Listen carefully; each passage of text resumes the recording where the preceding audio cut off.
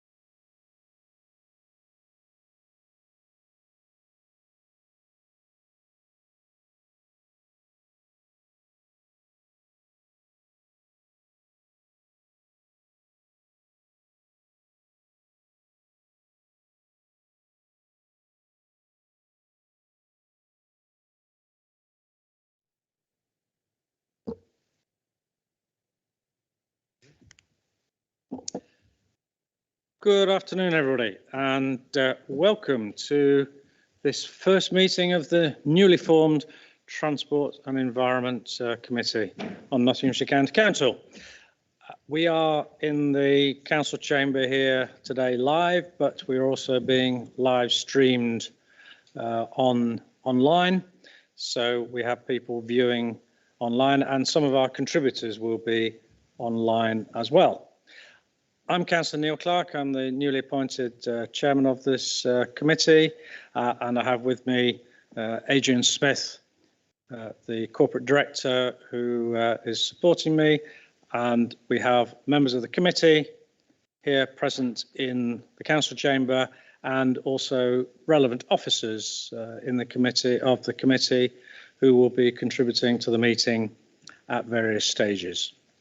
So I was appointed at the annual council, as were my 2 vice chairmen, Councillor John Ogle and Councillor Mike Adams.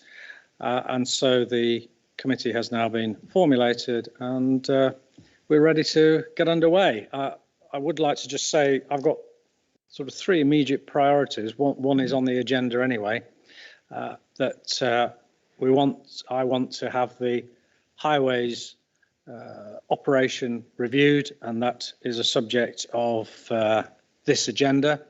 But also I'd like us to have a look at our role as lead flood authority, whether we can give ourselves more teeth where certain flooding issues occur. And then finally, I think it's time for us to ask the question if our waste disposal contract is actually fit for purpose, and whether there are different ways of approaching that. That goes with all the other operations and all the other work that this committee will be doing, and it's a very large and varied agenda. We're under the public spotlight all the time, and I'm quite sure that our residents, quite rightly, and businesses will be seeing what we're doing and how we are working on behalf of the people of Nottinghamshire. And that's our aim today and ongoing for the rest of our operations, is to work on behalf of everybody in Nottinghamshire. So with that, I will now move on to item number 2, which is the membership and terms of reference, which are On page 3, I think it's pretty straightforward. Councillor Hollis. Well, I think just to speak to the item, Mr. Chairman, and also to obviously speak to what you've just said, I think first and foremost to put on record where we stand as a group as Ashfield Independents, and I think that begins with welcoming you into your new role. Certainly, it's I think John and I were talking on the way up. We call it the poison chalice, but I think it's certainly also an opportunity to provide a good road network and also address the climate change issue, which is frankly a global issue. But our priority as Ashfield Independents will be seeing a change within the highways, and it's certainly clear to me that the electorate and the county council believed something was going wrong. The electorate removed both vice chairman of the highways committee, and the county council chose to remove, and the Conservative group chose to remove the chairman of the highways committee. So we certainly welcome that move, and we certainly welcome that under a new leadership we might get a fresh pair of eyes. I'm certainly very impressed by what you've just said with the 3 points. I mean, I think certainly Bruce Lawton's had a hand in writing the second one in the Flood Authority one, but... hang on, Councillor Hollis. I've had absolutely no conversation with Councillor Lawton about it. It's me. It's a flippant comment, Mr. Chairman, but yeah, I think you'll allow it. I've spent the 4 years listening to Councillor Lawton talk about nothing but flooding, so I think he'll acknowledge that. But no, going back to it, we want to support what you're doing, and as an opposition group, be critical where we feel, and hopefully today's meeting will set on record where we stand. But overall, we'd like to support the work that you do, and we certainly welcome, as we did in the full council, the review panel, and I think you can expect constructive opposition from us, and we certainly welcome in both the new vice chairman, Councillor Adams and Ogle, and obviously yourself as the chairman. Thank you. Thank you. Well, just wanted to correct you on a couple of things. I don't view it as a poison chalice. I view it as an exciting opportunity. And secondly, nobody's been sacked from anything because the committee structure was reviewed and changed, and there has been a change of membership of committees, and when you split a committee into two, you can't have a chairman of two big committees. So there you go. Right, okay, so I'm moving that recommendation that'll be noted. Can I have a seconder, please? Thank you very much indeed. Everybody in favour? That looks unanimous to me. Thank you. Right, item 3, apologies for absence. I know we have apology from Councillor Matt Barney, and for an extremely good reason, because unfortunately double booking. He is attending on behalf of the council a conference with Midlands Engine that relates to new energy technology. So that will be incredibly relevant for the workings of this committee. So to me, that's an extremely valid reason for his apology, and Councillor Jonathan Wheeler is attending in his stead. Are there any other apologies for absence? I think we're all none received, Chairman. Thank you very much indeed. Item 4, declarations of interest by members and officers. Does anybody have any, first of all, disclosable pecuniary interests? None. And secondly, any private interests, either pecuniary or non-pecuniary? Councillor Dobson. Chairman, item, when I get round to it, item 12, no, not 12, 13. I sit on Newton Sherwood Planning Committee, and I was part and parcel of that planning committee when that decision was taken. I gained nothing out of it. I voted against it. So I shall continue to speak. Thank you, Chairman. Yep. Okay. Thank you. That's noted. Any other, Councillor Hollis? Under the same vein, I've met with a number of the objectors and contributors to number 13 as well, but obviously I'm not on the planning committee. I've just that's more about lobbying, isn't it? Which is really relevant to the planning committee rather than the work of this committee. Yeah, anyway, we'll note that. Right, item 5, minutes for approval, which is Yes, Chairman. a little bit strange because obviously this is a new committee, so it's not an identical committee, so the attendance was a little bit different, but we do have some members of the committee that were present at the time. So, Councillor Ogle. I propose that the minutes for the 4th of March 2021 are accepted, Chairman. Thank you. Are there other? I think Councillor Guilfoyle, you were a member of that. I'll second the minutes. Obviously, they've just missed the bit out where it said they were going to do all the roads in my area. Yeah. Oh, really? Yeah. Oh, so with that amendment, Chairman, I'll accept the minutes. Yeah, I think probably that was the same in my case as well, probably, but there you go. Right, so can we, it's been moved and seconded, can we approve those minutes? Really, it's the people who were there, so, right, okay. Thank you very much indeed, they're duly approved. So, item 7, we get on to the, sorry, forgot about the other minutes for approval, so item 6, the other meeting on the, I was really taking them together really, but 1st of April, Councillor Ogle. In the circumstances, there's been no objections, so I would propose that the minutes for the 1st of April are accepted, Chairman. Yeah, can I have a seconder for that as well? Councillor Guilfoyle. Yeah. Okay, everybody that were in attendance, they're all in favour? Yeah. Okay, thank you very much. Right, so item 7, we're on to the main meat of the meeting, and this relates to the highways review. Been well publicised, been well previewed, if you like, and this is something which I think has been in the public spotlight for everybody over the last few months. And so this is something I'm sure that everybody agrees is well needed. But without further ado, I'm going to ask Mr. Higton, would you like to just present the report, please? Thank you, Chairman. I'll be extremely brief, members. Good afternoon, everyone. So the purpose of this report is to enact the motion that was agreed at full council on the 27th of May, and the terms of that motion are set out in the report in paragraph 6. The report proposes the establishment of a cross-party highways review panel, therefore, and that's set out in paragraph 9 of the report.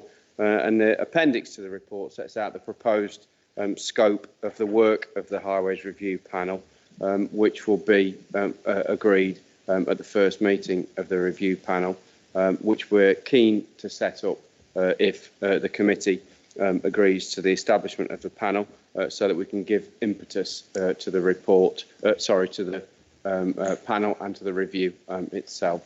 Happy to take any questions that members may have. Thank you very much indeed, and I'll formally move the recommendations 1, 2 and 3 at the bottom of page 19. This, as I'm sure we've all highlighted and agreed, an incredibly important part of the future working of this committee, and something that I very much look forward to. Can I have a seconder, please? I'm happy to second that, Chairman, formally. I reserve the right to speak. Thank you very much indeed. Councillor Hollis. Thank you, Mr. Chairman. And can I welcome the establishment of the Highways Review? This is something we've been calling for since 2017. Can I also welcome the inclusion of the Local Government Association's peer review team, as indicated in paragraph 7 of the report? This will inject some real independence into the review, and I would seek assurances that any of their recommendations are implemented. The independent group on the County Council were very happy to support the notice of motion that went through the first full council meeting on the 27th of May. Obviously, you'll know that the independents on this authority have been extremely critical of the Nottinghamshire County Council and its approach of fixing our broken roads and pavements. I see the commencement of this review as an example of the new collaborative approach of this administration. Now, let me be very clear. The very setting up of this review is an admittance of the comprehensive failure of this council. The state of our broken roads and pavements was a topic raised the most on the doorstep during the recent elections. As part of this review, can we have a guarantee that we will look at these failures? If we want to fix something, we've got to understand why it was broken. This review needs an honest answer about how many times we have revisited botched jobs for the last 4 years and the cost to this authority incurred. This is a question we have asked numerous times without an answer. We need to look at whether we can continue using Viafix. The use of it has been a public relations nightmare for this council. Workers throw in a bag of mixture and moving on to the next job. Ultimately, Mr. Chairman, it's not the workers' fault, it's the fault of management and the process itself. This review also needs to look at appropriate use of subcontractors and especially their quality control. We had the absurd situation last year that contractors were asphalting around bushes and other foliage and even around a parked car. Councillors were having to apologise to residents whilst ensuring that workers returned to finish a poor job. Then there is the question of allocating of funding. Currently, money is allocated to borough and district through the length of roads, not the usage of roads. Councillor Hollis, I'm going to stop you there because you are starting to detail basically everything that we are going to be Mr. Chairman, discussing. Excuse me, I'm talking.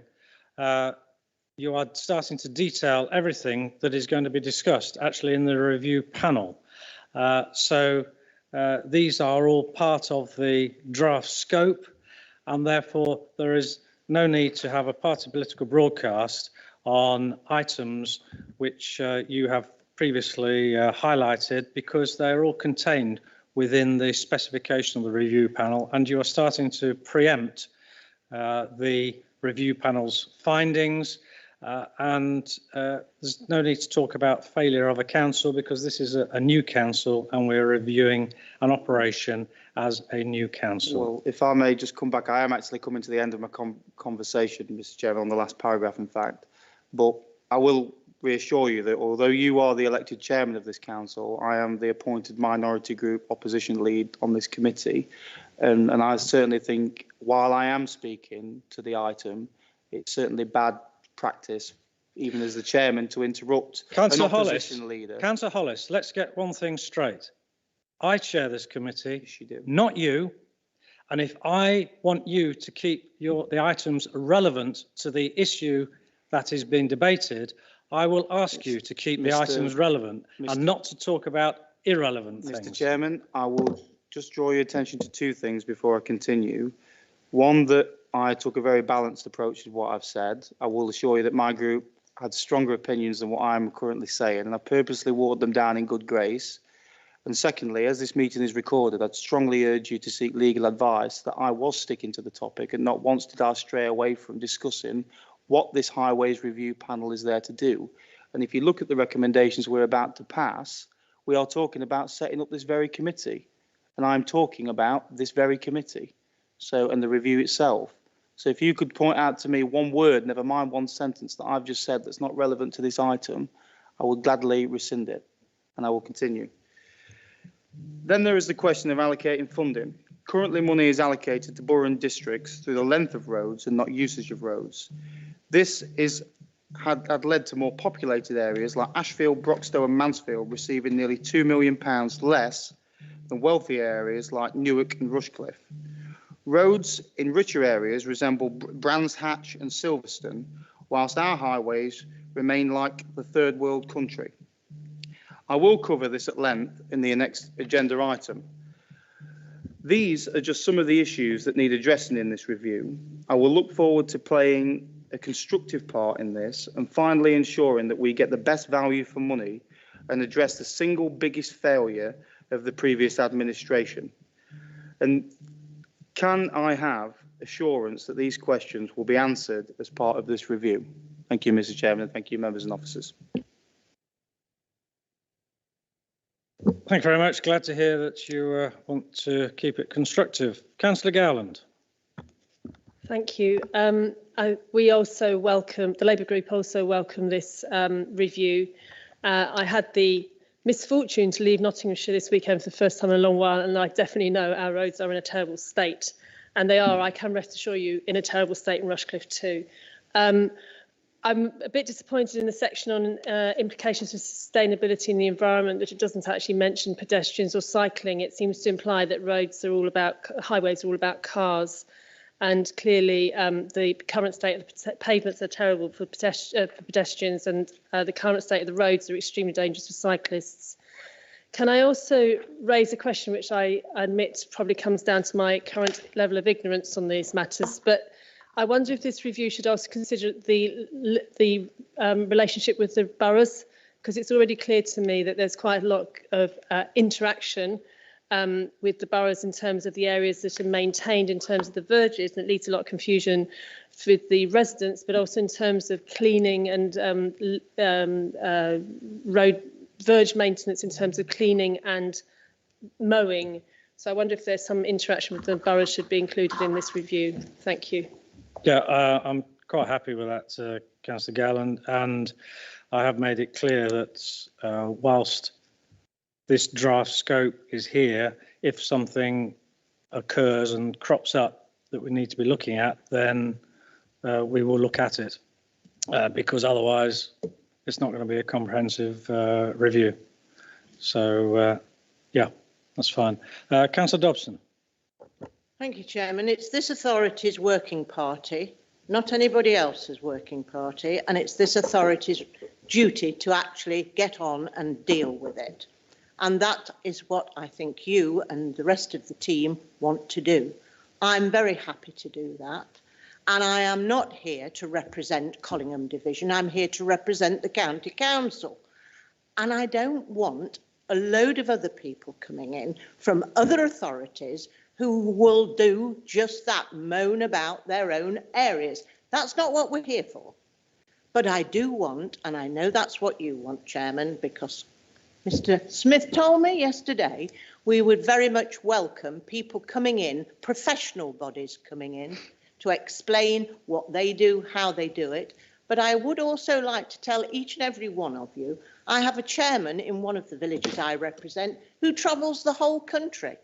And when those rest of those members are complaining about the roads, because it's not just Ashfield, Mansfield, Rushcliffe, Gedling, it's everywhere. And when they're complaining, they are also being told by that chairman, I travel the country and the whole country has got problems. So can we please accept we've all got problems, the whole country, and we need to look at it sensibly. And if we don't, this working group will not work, because we've got to get on and get our heads down and do something. But it would be quite nice to know who else is going to be sitting on this working party, Chairman. Thank you. Yeah, I mean, that is something that the business managers have still to finalise. So we know some of the membership, but the business managers haven't completed their discussions, I'm told. So they're still waiting for some responses. So that will be hopefully in the extremely near future. In fact, you're quite right about talking to outside people. In fact, Councillor Hollis highlighted it, and the LGA will form an important part of that input, because, and I'm very used to, done a lot of peer reviews, and I know Mr. Smith has as well. So having the LGA come in and act as an outside critical friend will be all part of that very useful operation. Councillor Guilfoyle. Thank you, Chairman. As Penny has said, we quite rightly welcome this, and it's an interesting perspective, isn't it? The one that you said, well, it's a new administration, so we don't have anything to do with what went before. What went before, you know, I wish you'd have said that about every time you stood up in council chamber and blamed the Labour administration for the last, I don't know how many years. So obviously that's very good, but I should have known that that was coming, because most of the candidates never put down that it was the county council's roads that's run by a county council, a Conservative county council, that were poor. They just put Nottinghamshire roads are poor and didn't say, well, actually, who was the ruling group at the time. I want to see this work in a collegiate manner. And I know, you know, you started to get back into the old vein of fractious and debate, and I thought that those days had gone, to be honest. But you know, let's try and move on, because this is important. This is probably, as people are saying, there are a number of important issues we've got apart from COVID, but this to the public is a very big issue. And I just wondered what we were going to do about getting the public's view. You know, we are not, you know, here, we do not, you know, have all the answers. And I think this is the opportunity to get the biggest range of views and look at all the issues, because we don't have all the answers.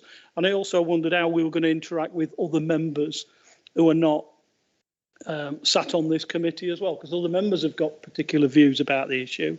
And I know that they can write in, but sometimes members forget, you know, and it may be that we need to remind them that, you know, it's going on. And if you want to put your 10 penneth, get it in now, because it's no good in 6 months' time when the issue is done and everybody's being critical again about what the outcome of the review was.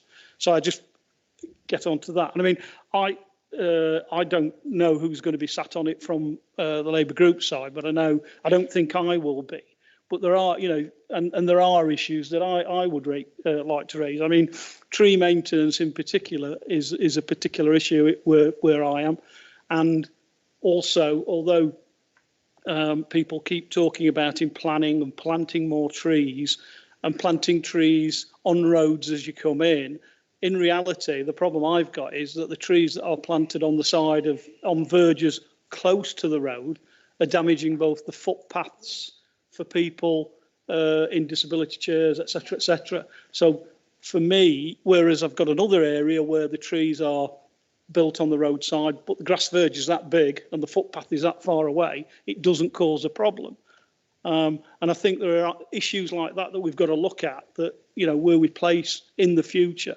Because if you don't change it, the amount of money we must spend on going out to dig roads up around trees, dig the roots out and redo it. And on some cases, you're doing the same trees every other year, you know, and there's money there that it's difficult. I'm not saying cut the trees down, because they look beautiful, but we need to, in the future, where we place those trees, think about the impact that will have on the roads. So in all, I'm not going to say any more, because I think you're quite right that in reality that working party's got a long job to do, a big job to do. But and for me, I know you've sort of said you want to get it done and dusted before, but I want as quickly. In some respects, I think you're going to report back. Was there a timetable for that, or have you got to agree the timetable? Right. Yeah. My view on the timetable is that not too long, but you need to take as long as is necessary to do the job justice. You know, because this, you know, we can't keep going on as we are. Yeah. You know. Sure. I mean, a couple of points. Firstly, the reason I didn't want to get involved in talking about failures or whatever is because I want to be looking forward and positively and getting on with getting a positive work done for the future. Everybody can spend a lot of time looking backwards. I want to look forwards, and let's get something underway to help us improve things for everybody in Nottinghamshire.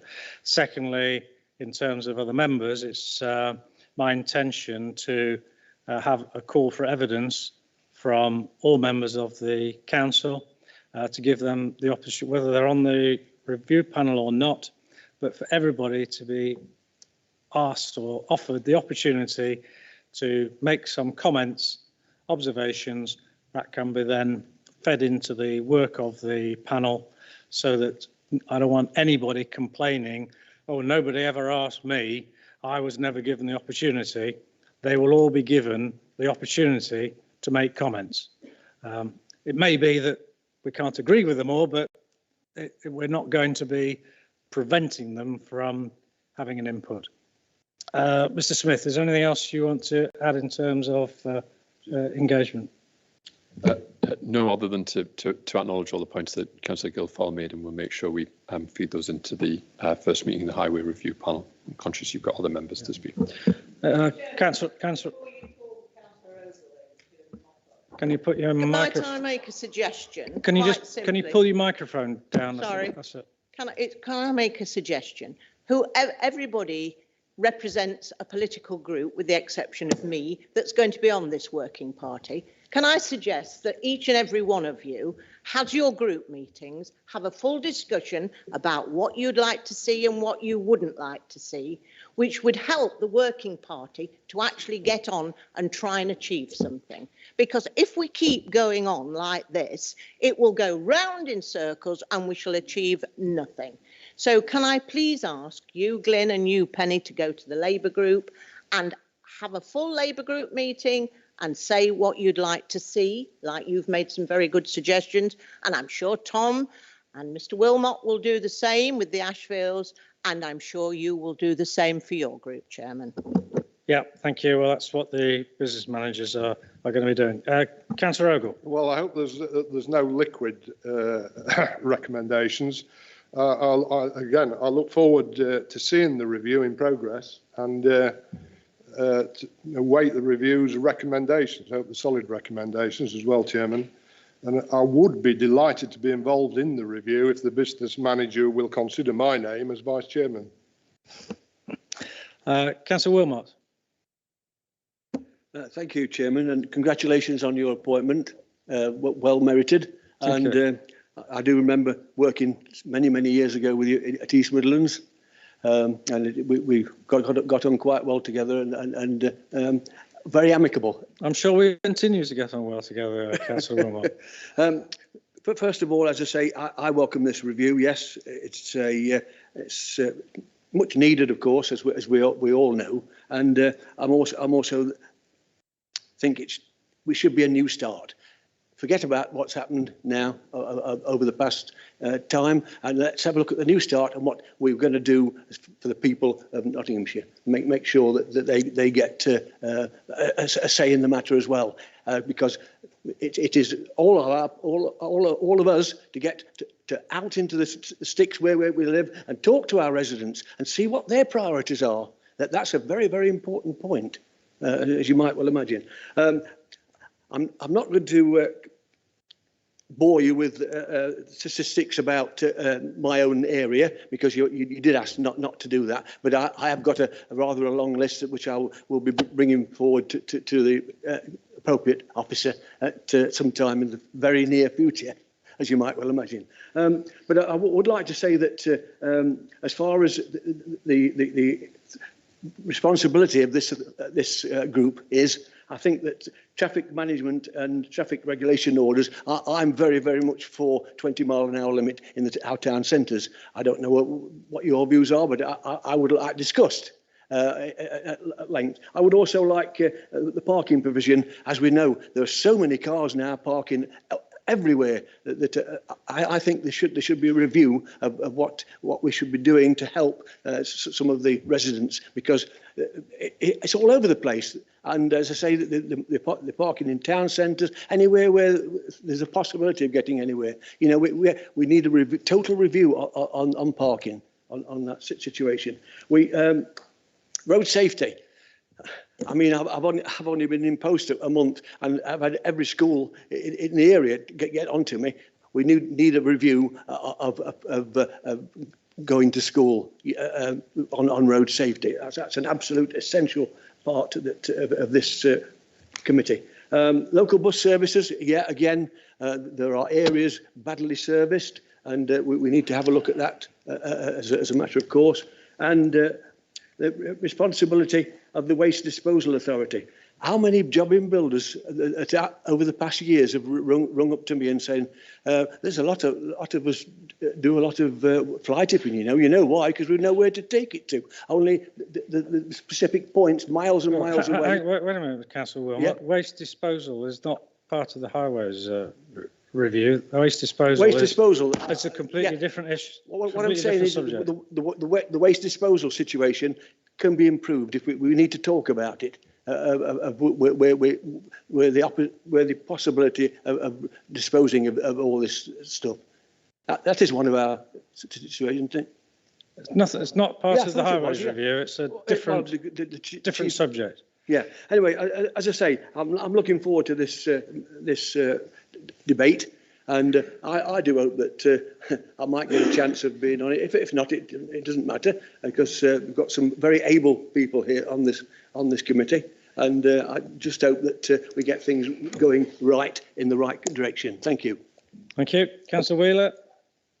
Thanks, Chairman. Again, just to welcome this review. I think it shows good council who are willing to stop to review where we're going and to make sure that the taxpayers' money is spent correctly. I think we've all got issues in our own division where we'd like to see all roads done, etc. And the whole point of this review is going to be making sure that we are getting the best value for money, because I'm sure we'd all like to get 60, 70, 80 roads done in our division if it was possible, if the money was limitless. So whatever way we've got to get as much resource out of the budget we've got and to do it properly. I think that's what's been said, that these repairs and the maintenance last for a long time, not a year or 2 years, and need to be redone again. So really welcome that, and looking forward hopefully to a good outcome from the committee. Thank you. Thank you very much. Thank you. Right, Councillor Hollis.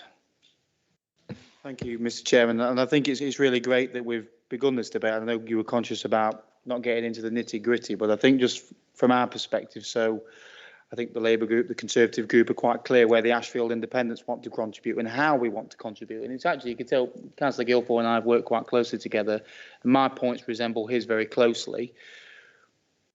Yes, we don't want to be parochial, and I appreciate that's maybe harder for our group as being a parochial party, particularly in a parochial group. But we need to come into this in open arms, and you can genuinely expect of part of this committee, whoever our representative will be, will approach that with not a parochial outlook. Yes, we have our own divisions, but that member will be there representing our group, which of course expands more than just Ashfield. But the second thing is we want to be a constructive friend, because we appreciate you, Mr. Chairman, and the members on this committee will be making the final decision. But we welcome the fact that actually you want to have a genuine, if you like, Chatham House rules group where we can speak honestly and candidly amongst ourselves and actually have a real positive input, whether we're talking about pavements and cyclists. I think that's a really, really good point, actually. And it all comes from being able to have a conversation that actually is a step away from the politics, because our members will all be there equally, as we do sit in this committee. We're not there as the independent group, we're there as a member of Nottinghamshire County Council. But I think it's important to make very clear, and this is where, frankly, I might take a bit more of a firmer stance than the Labour group. We are also there to make sure this working panel represents every view in Nottinghamshire and not just the Conservatives. And actually, Councillor Wheeler is a very able member of this county. He makes the point of having, or we'd all love our divisions being doing. But as the next agenda item points out, when Newark's getting 100 schemes and Ashfield's only getting 49, when Newark's getting 4.2 million and Ashfield's getting 1.9, Ashfield is the biggest district by population, and year on year on year, we get the least of the roads. And no doubt that was one of the reasons for the election result, by the way, Mr. Chairman, but that's done and dusted now.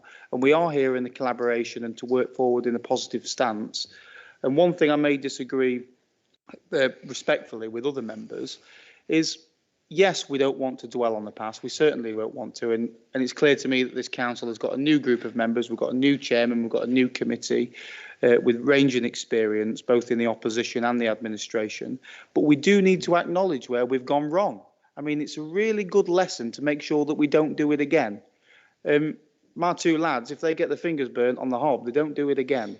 If we filled a pothole with blooming Viafix, how many times it's never happened? We need to learn. And if Viafix is where this council chooses to go after this review, it's something that our group won't support, but we've had a chance to speak about it. And that's why we welcome this review. And I'd make that very clear.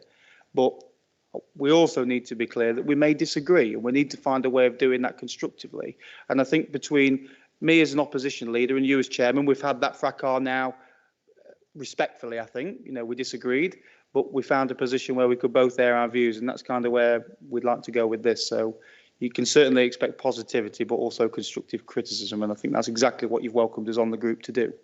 That's exactly it, Councillor Hollis. Constructive criticism is fine. It's criticism which isn't valid. That's where it becomes difficult. But I'll just make a couple of points what you said, because it's absolutely our intention that everybody is involved in some way, and that's why it is cross-party, so that it can be that all-inclusive working together rather than confrontation, because I hope we can be constructive on behalf of the people of Nottinghamshire. And just a very minor technicality, you did talk about coming to a decision. Technically, we come to a recommendation, which then comes to policy in the fullness of time. I know it's a bit of a minor technicality, but we're not making a final decision. Okay. Sorry, yes, Councillor Gowland wants to come back very quickly.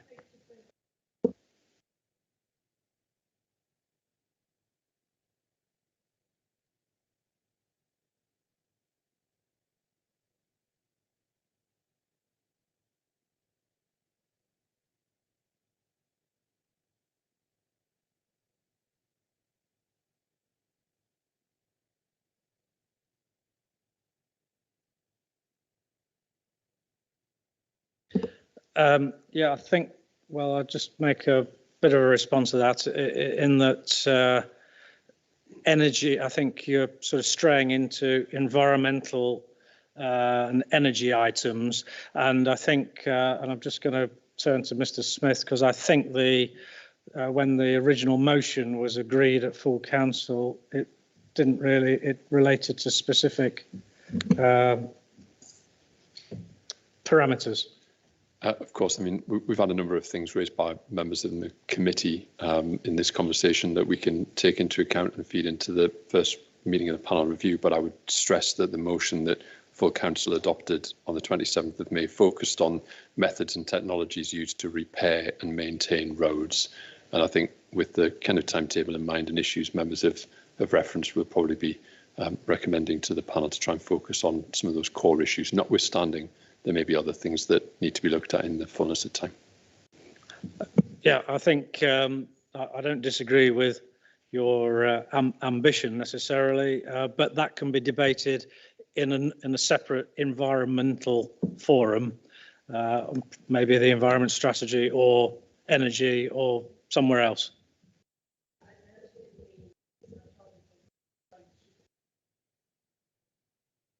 All right, yeah, okay, all right. Yeah, fine. Right, okay. So can I please have a show of hands? All that it has been moved and seconded. All those in favour, please. As far as I can see, that's unanimous. Thank you very much. Right, item 8, the Highways, Capital and Revenue Programmes.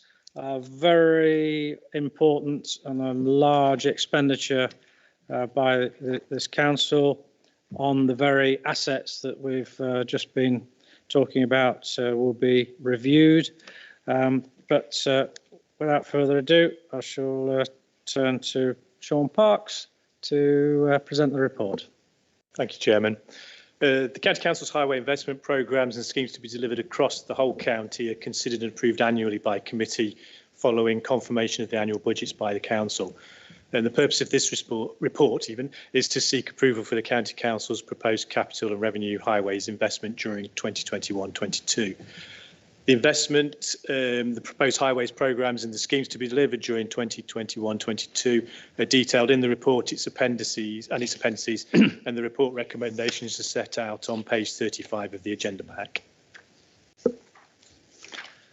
Thank you very much, Mr. Parks. And in that very vein, I will formally move the recommendations 1, 2, 3, 4, 5 and 6, which are set out, as Mr. Parks has just said, on page 35. Do I have a seconder, please? I formally second that, Chairman, and reserve the right to speak. Thank you very much indeed. Anybody wish to make any comments? Councillor Hollis? Thank you, Mr. Chairman. I think first and foremost, I welcome the fact that Chesterfield Road in my division is being resurfaced finally. Of course, members will be aware that it was originally in the 2019-2020 programme, but for various issues, including COVID, later on that it was rescheduled for this year. But I think on that kind of vein, I'd certainly like, and the independent group would like, reassurances that projects that are still outstanding in the previous year's financial year will be given some priority to ensure that residents will get them resurfaced, or works carried out that were promised that still haven't been delivered. So certainly prioritising those before we begin a new list would be welcomed. And I think also on that kind, ending on a positive there, was I welcome the fact that Lime Avenue in my division is finally being resurfaced as well. And I think, as I mentioned in the previous item, the major problem is with the equitable allocation of funding between the 7 districts and boroughs in the county. A simple analysis in the appendices attached to this report illustrates the problem perfectly. I've used the higher estimate in these, which of course most of the schemes end up being, but the borough and districts by allocation, just to ensure all committee members are clear, are Newark and Sherwood will be receiving 4.2 million across 100 schemes. Rushcliffe will be receiving 3.98 million across 87 schemes. Gedling will be receiving 3.6 million across 87 schemes. Bassett Law will be receiving close to 3.6 million across 77 schemes. Broxtowe 2.2 million across 67 schemes and projects. And in Mansfield, they will be getting close to £2 million on 42 schemes. But by far the lowest amount, again, respectfully, Mr. Chairman, is Ashfield at 1.9. And year on year, we see Ashfield sitting at the bottom of that scheme, and just 49 schemes are being completed across a district with the biggest population. These figures show the trend of highways underinvestment continues in places like Ashfield, Broxtowe and Mansfield. This is caused by Notts County Council's insistence of allocating highway spend by length of road, not usage. And of course, to make clear on what that means, a 10,000 car a day road like a potential street like Outham Street, which sits in the heart of Sutton, is treated in exactly the same way as a potential rural road in another district or even Ashfield itself. And I think it surely makes common sense to allocate funding with how often those roads are used, frankly, to reach as more residents and be more cost effective. This administration is continuing to pile money into areas it prefers, like Newark and Rushcliffe, who enjoy Grand Prix style roads, whereas Ashfield roads often aren't fit for a donkey derby, Mr. Chairman. Can I have reassurances that if the outcome of any review recommends changing the policy to allocating funding by usage, not length of roads, this will be adopted, so that the continual underfunding of roads to stop the continuing underfunding of certain districts and boroughs and their roads?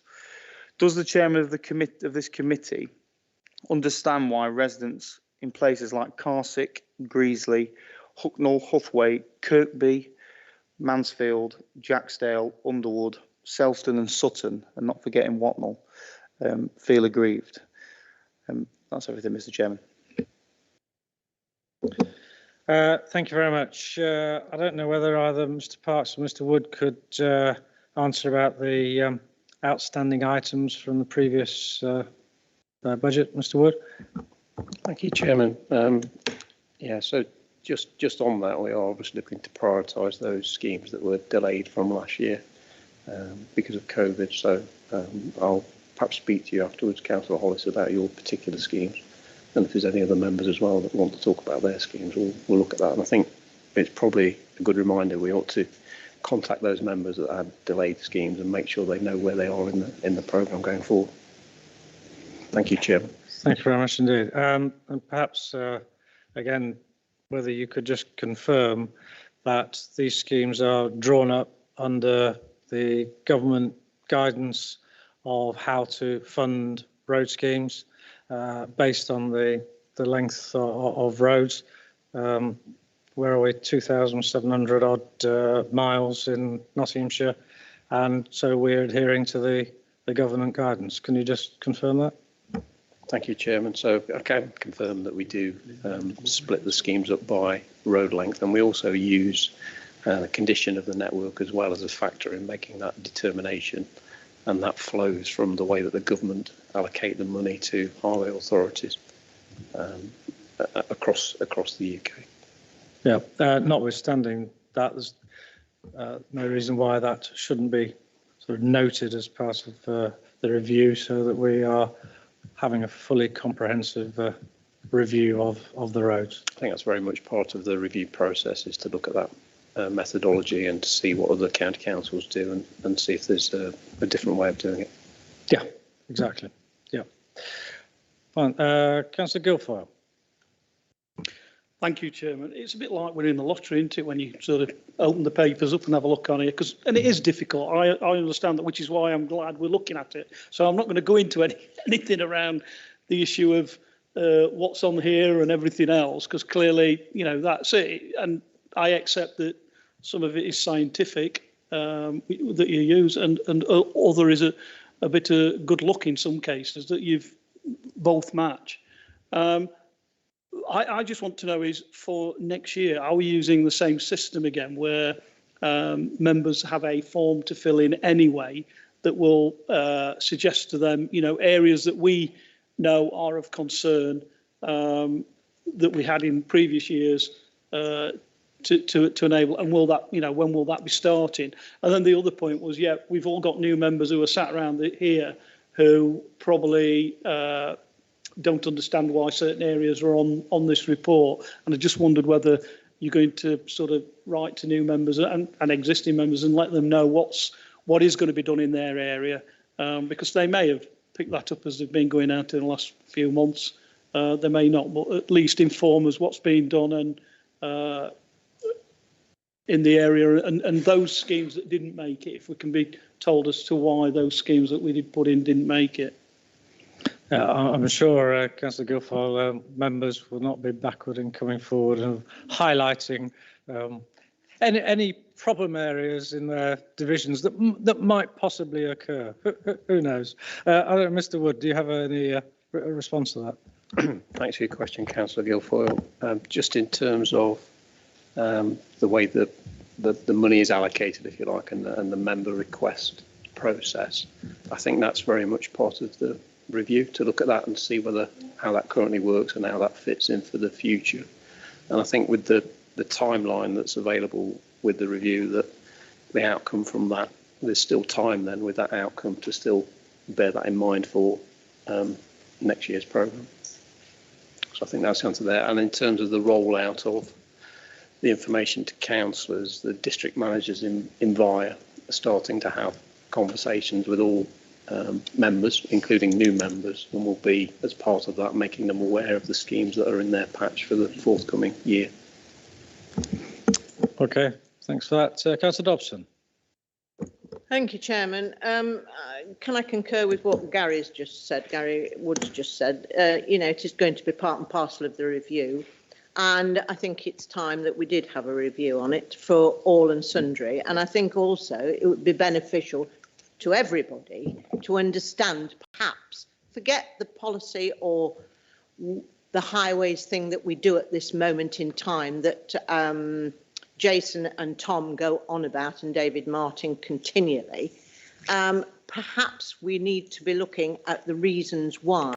And I don't usually defend Newton Sherwood, but I'm going to defend it, because if you look actually, or you actually understood, Tom, you'd find out that the reason why Newton Sherwood was getting quite a lot of money is because national government is putting quite a lot of money into Newton Sherwood on A46, on having a bridge built over the bottom toe. And it's all to do with that, because at the end of the day, it's also putting money into areas that feed into Highways England stuff as well. And that's where I bring things up for Mr. Parks and everybody. It's not about a road here or a road there. If there's something that needs doing and links into Highways England, then it has to be done. And that's one of the reasons why Newton Sherwood have got a lot going off.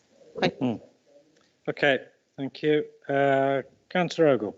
Well, Chairman, yeah, I just thought that I'd better get in on this party because otherwise I'm going to be in tears because I've got some resurfacing that's not being done. Surely not. And some drainage issues that have been. Exactly. I just wanted people to know that this side wasn't exempt from. Yeah, there we are. Yeah. Okay. Councillor Wilmot. Thank you, Chairman, for letting me come in. Yes, there's a lot of projects being put forward in this highways capital and revenue programmes. I did notice that Ashfield did get only 8.33% of the projects, which is not very good. But I'm not grumbling about that because we're going to move on. But what I am grumbling about is in the yellow pages. Starting on page 3, that the footwear maintenance projects, 2 out of 18 was Ashfield. On the surface dressing, 8 out of 95. On the street lighting replacement, 0 out of 24. I just going to ask the chief on this, the chief of the department, why that was. Is it because the members at that time weren't putting in forward the projects? Because as I go on further, the bus improvements, 1 out of 24 in Ashfield. On the capacity improvements, 0 out of 7. And finally, 4 out of 140 on location schemes. 4 out of 140 were Ashfield. I'm not going to put any blame anywhere, but I'm just telling you the statistics, which is a fair situation. And of course, that in lots of ways does need addressing, Chairman, and I know that you'll have a look at that for me. Thank you. Thank you very much. Thank you. Councillor Wheeler.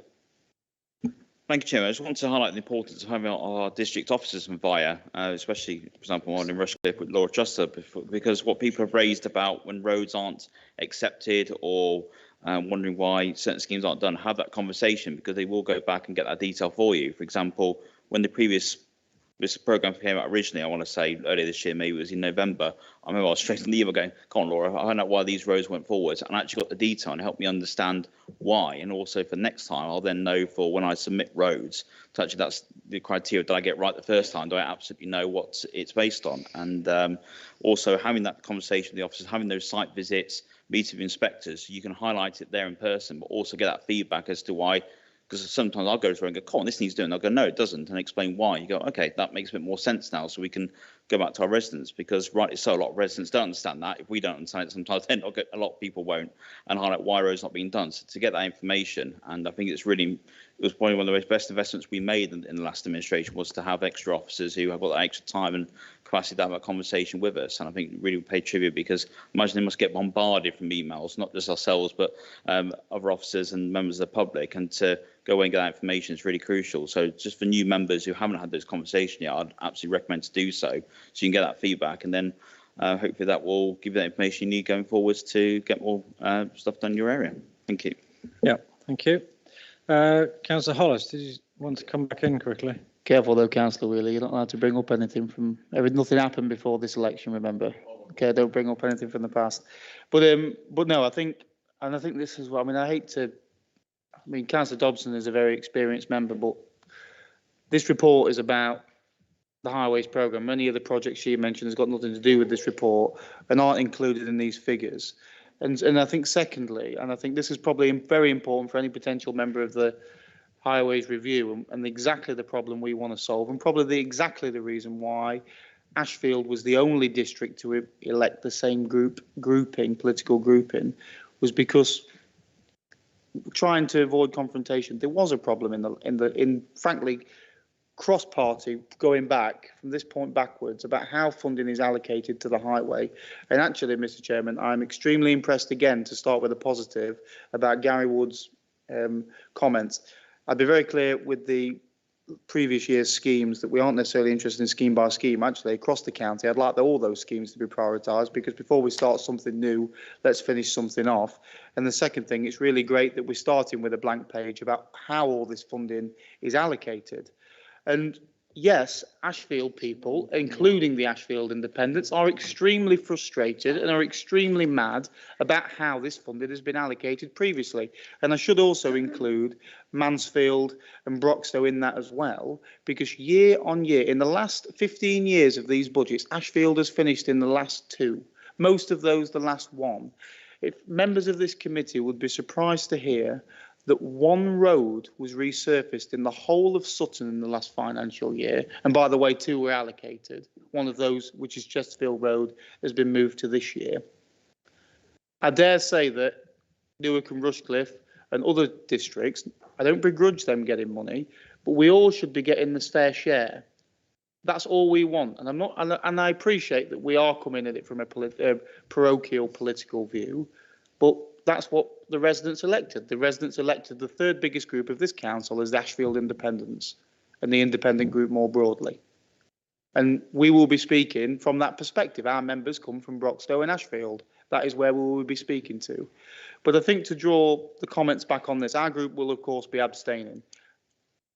You'll appreciate that we have stronger views than that again, but we do want to move forward. But we also want to remind that it isn't acceptable that we only get £1.9 million compared to Newark's £4 million. And let's just go back to what I've just said.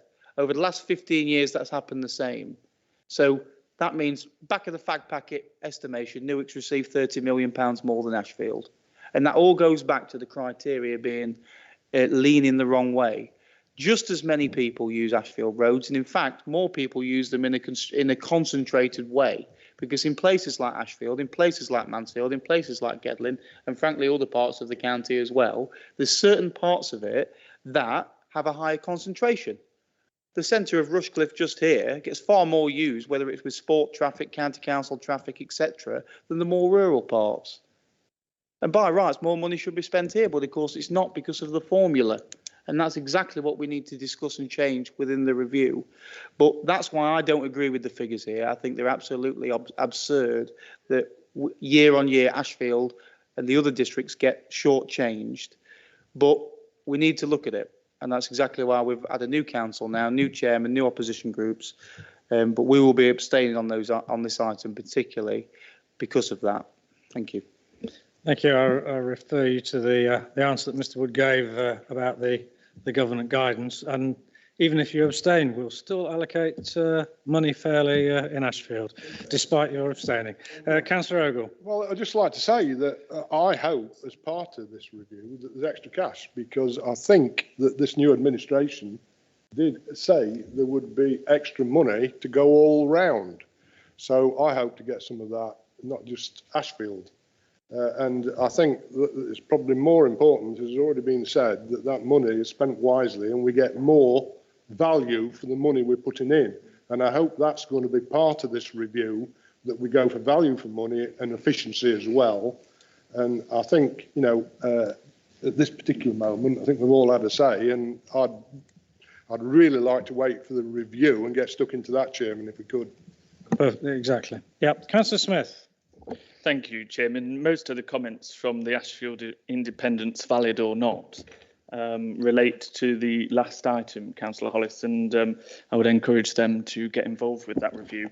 But, Mr. Chairman, on this item, as has already been said many times, the most frequently raised issue on the doorsteps during the recent election was the state of our roads and pavements.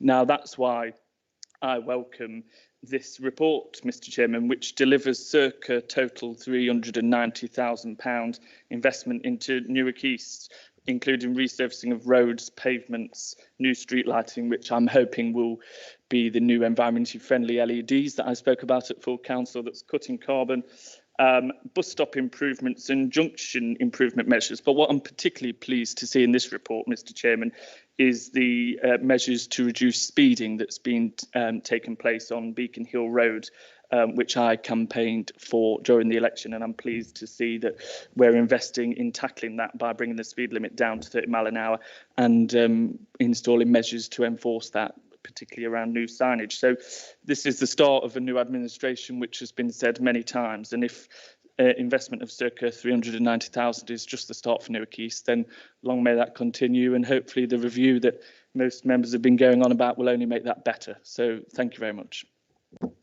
Thank you very much indeed. Councillor Guilfoyle.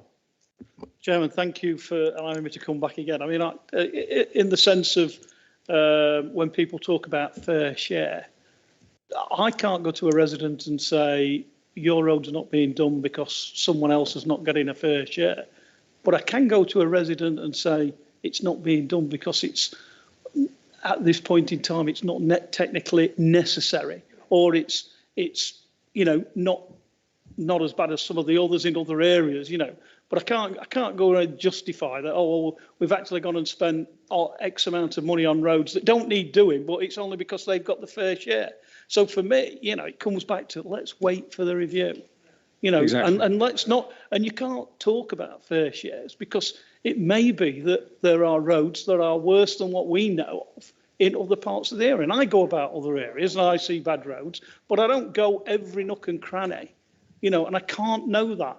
And sometimes, you have to accept as a member that, what officers are doing is they're using the data and they're coming up with the method that we have agreed on policy.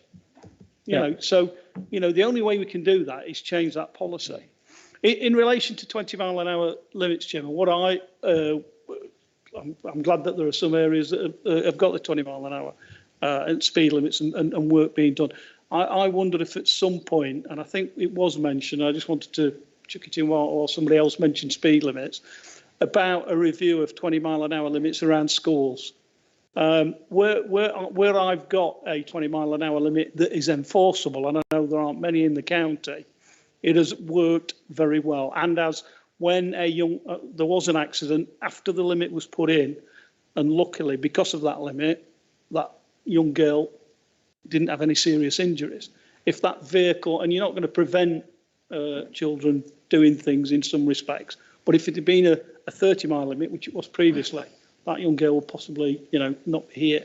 So I'm in favour. I know that goes against some drivers, they don't like them, but I'm in favour of 20-mile-an-hour limits around school and in specific built-up areas. And I just wondered whether at some point, because what I want to do is get on and deal with some other issues, is that we can look at that again. In Scotland, I know that they've put 20-mile-an-hour limits around a lot of their estates, and they have reduced accidents dramatically in a lot of estates. And I know there was a big hoo-ha up in it, and my relatives live in Scotland, and there was a big hoo-ha about it, but it's actually dramatically reduced the number of accidents. And one of the things that is a major target for us on this committee is accident reduction. So I would hope that at some point we can get around to having a discussion about that, Chairman. Sure. Yeah, I mean, obviously 20-mile-an-hour speed limits are important, but there are some quite specific criteria. I've come up against them myself, and I'm sure every member has, that they have to be properly assessed to ensure that those 20-mile-an-hour speed limits still have significance and people understand if it's 20 miles an hour, then there must be a specific reason rather than just having a blanket 20-mile-an-hour speed limit and it loses maybe its impact. But I'm sure that officers have got those criteria fully under wraps. Councillor Dobson, just very briefly, please, very briefly, because time is getting on. Very briefly, Jonathan Wheeler said the right thing. You speak to your local highways manager, all of you, whether you're new or old, it doesn't matter.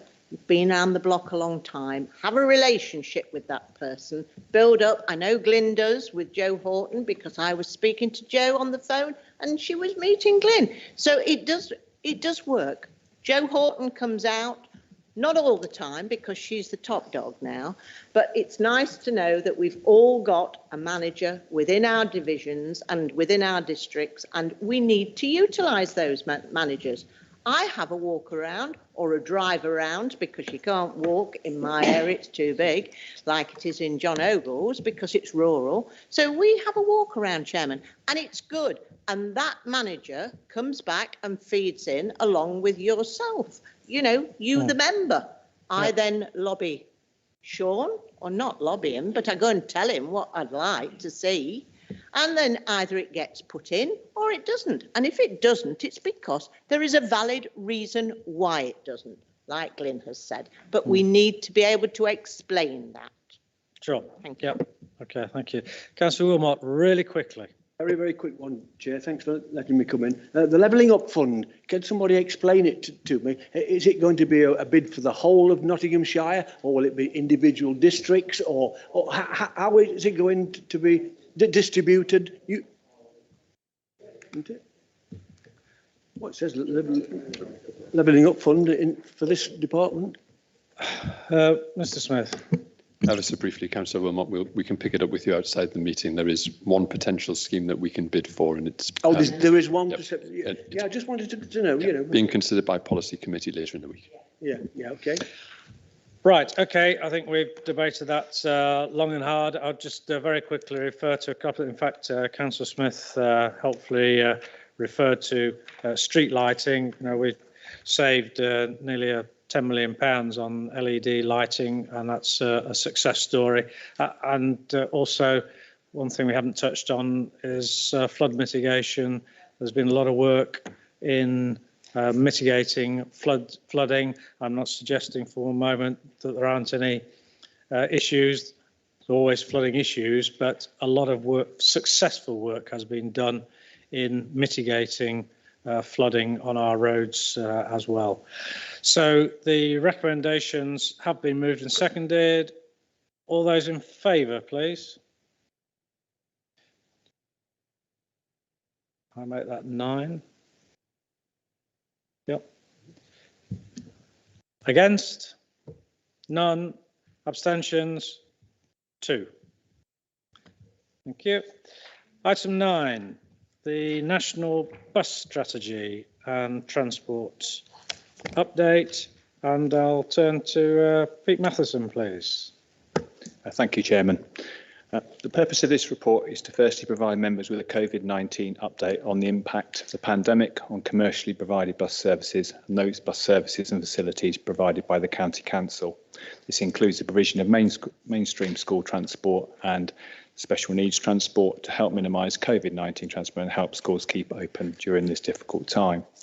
The report also outlines the government's support for the industry at present and how this funding support is going to change in light of the publication of the National Bus Strategy on the 15th of March this year, and the new requirement for bus operators and the Council to work more closely together and develop an enhanced partnership arrangement by April 22. But firstly, need to sign up to a statement of intent by 1st of July 2021. As part of the enhanced partnership agreement, the government requires each party to consider how to improve bus journey times, increase reliability, grow passenger numbers and improve average passenger satisfaction through a number of measures outlined in the report. Therefore, approval is sought for the Council to issue a statement of intent for an enhanced partnership for Nottinghamshire. Also in the National Bus Strategy, the government has announced plans to decarbonise up to 4,000 buses over this Parliament to reduce CO2 emissions and improve local air quality. The paper outlines future plans to bid for the zero emissions bus regional areas to help address climate change. Approval is also sought for the bidding approach outlined in the report. Thank you. Thank you very much indeed. And I'll formally move the recommendations 1, 2 and 3 on page 58. Do I have a seconder, please? I'll formally second them, Chairman, and I'll reserve the right to speak. Thank you very much indeed. And I think I'm in the right place. I'm looking to the screen on my right because I did give permission for Councillor Carr to address the committee on I think it was this item. At least I hope it was this item. Yes. I did ask Councillor Carr. He's here on the screen. Over to you. Thank you very much for allowing me to speak to the committee, Mr. Chair. And calling live from Bramcote and Beeston North to urge councillors on the committee to accept this recommendation wholeheartedly. Just to share with you something that has happened in my division over the recent weeks and months. In February, the City Council, due to its lack of competence of governance and also finance with regards to Robin Hood Energy, decided that they were going to axe the L10 and L11 buses, which provide vital link to residents in my division, to Beeston Town Centre and to the shops in Woollerton. On June the 7th, that came about, and before June the 7th, we had 112 buses running along these routes. We now have 6, 2 days a week. Don't bother getting the final bus from Bramcote Moor to Beeston unless you're a Marvel superhero, because it gets into Beeston Station at 6 minutes past 2 and leaves to go back to Bramcote at 8 minutes past 2. So not really a very, very good service. If we're going to get services restored, not just in my area, but in many other rural areas and urban areas, then we need to be supporting this vital piece of work. And I have to say, I agree wholeheartedly, and it's not very often you'll hear me say this, with the Prime Minister and the Transport Secretary, because basically we've had 35 years of commercialisation of bus companies, which has not served our communities well. Thank you, Chair. Okay, thank you, Councillor Carr. I'll make a note of your agreement with the Prime Minister. Right. Any other comments? Oh, sorry, Councillor Hollis. Thank you. That was certainly a rare thing that I think we should. I'm glad these are recorded because Councillor Carr can play that back, agreement with the Prime Minister. Well, no, Mr. Chairman, I think just moving to the report. So in paragraph 13, it states the government is currently funding the difference between income and expenditure on local bus services to ensure that there is sufficient capacity within the bus network to enable people to access work, education, health and leisure activities. That's paragraph 13. Does the corporate director feel that we have a bus network in this county that meets this aspiration? And for example, there's huge parts of Ashfield that suffer from a poor bus service. Take, for example, parts of Huthwaite, which suffer from a lack of bus service, from a major lack of bus service. Sometimes the nearest bus stop is over a mile away. And I bring up Huthwaite, Mr. Chairman, because this county council is currently using the assurance that there is a good bus service for buying a new property, which it intends to install a new children's home. The average property within Ashfield is £120,000. The county council want to purchase a property for £300,000, over double that price, to home just 2 children. And they are using the bus service as an example, but certainly many residents down Blackwall Road, where that home will sit, would strongly disagree that they have a bus service at all. The bus hasn't been down there for nearly 10 years. And it's a great example that actually a bus service and a lack of bus service affects not only the aspirations of this committee, but others. And that also impacts our ability to raise the council tax. Because let's be honest, the more money that gets ploughed into our city centres and town centres comes back to us with business rates and frankly healthy populations as well. But other areas like Carsick, Skegby, Underwood, Selston, Stanton Hill, Teversall Village suffer from a poor skeleton service. Take, for example, the 141 from Nottingham to Sutton via Hucknall. The last bus from Nottingham to Stanton Hill every day is 6:30 p.m. and there is no bus whatsoever on a Sunday. How does this fit with an aspiration to improve access to health and leisure facilities? A bus service a lack of bus service causes isolation and does not fit with this council's aspiration to improve people's social mobility. Bus operators enjoying a generous subsidy simply cherry pick the best routes.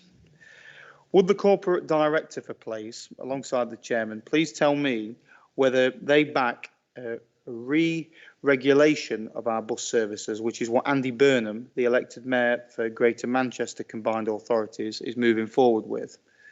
Can he envisage a time when Nottinghamshire will go down that route, and do they back a thorough review of bus services and residents across Nottinghamshire? That is my question, Chairman. I think a question to the the whole committee as well. But ultimately, we have very poor services in parts of Nottinghamshire, as I've said. And it's clear to me that Manchester is moving in the right steps under Andy Burnham, and we have a chance to frankly steal a great idea. And I think it's something we should strongly consider as part of this agenda item, but also a greater review into our bus strategy as a whole. Thank you. Thank you. Well, I would say that it's not for corporate directors to answer political policy statements or questions, but what I would say in answer to your question is that I think we should be quite proud of the fact that despite maybe we all have challenges in bus services and they're not always ideal to everybody, but what I can say is that Nottinghamshire is among the best performing in the country, and there are some areas in the country which have pretty much next to very little in terms of bus services. So given the resources that we have available, I believe that we do a good job with, as I say, the limited resources available. And I think that we should be proud of what we are able to achieve. It could always be better. I'm not saying it's perfect, because nothing can ever be perfect in this sort of scenario. But I think that we do a good job. Back very quickly.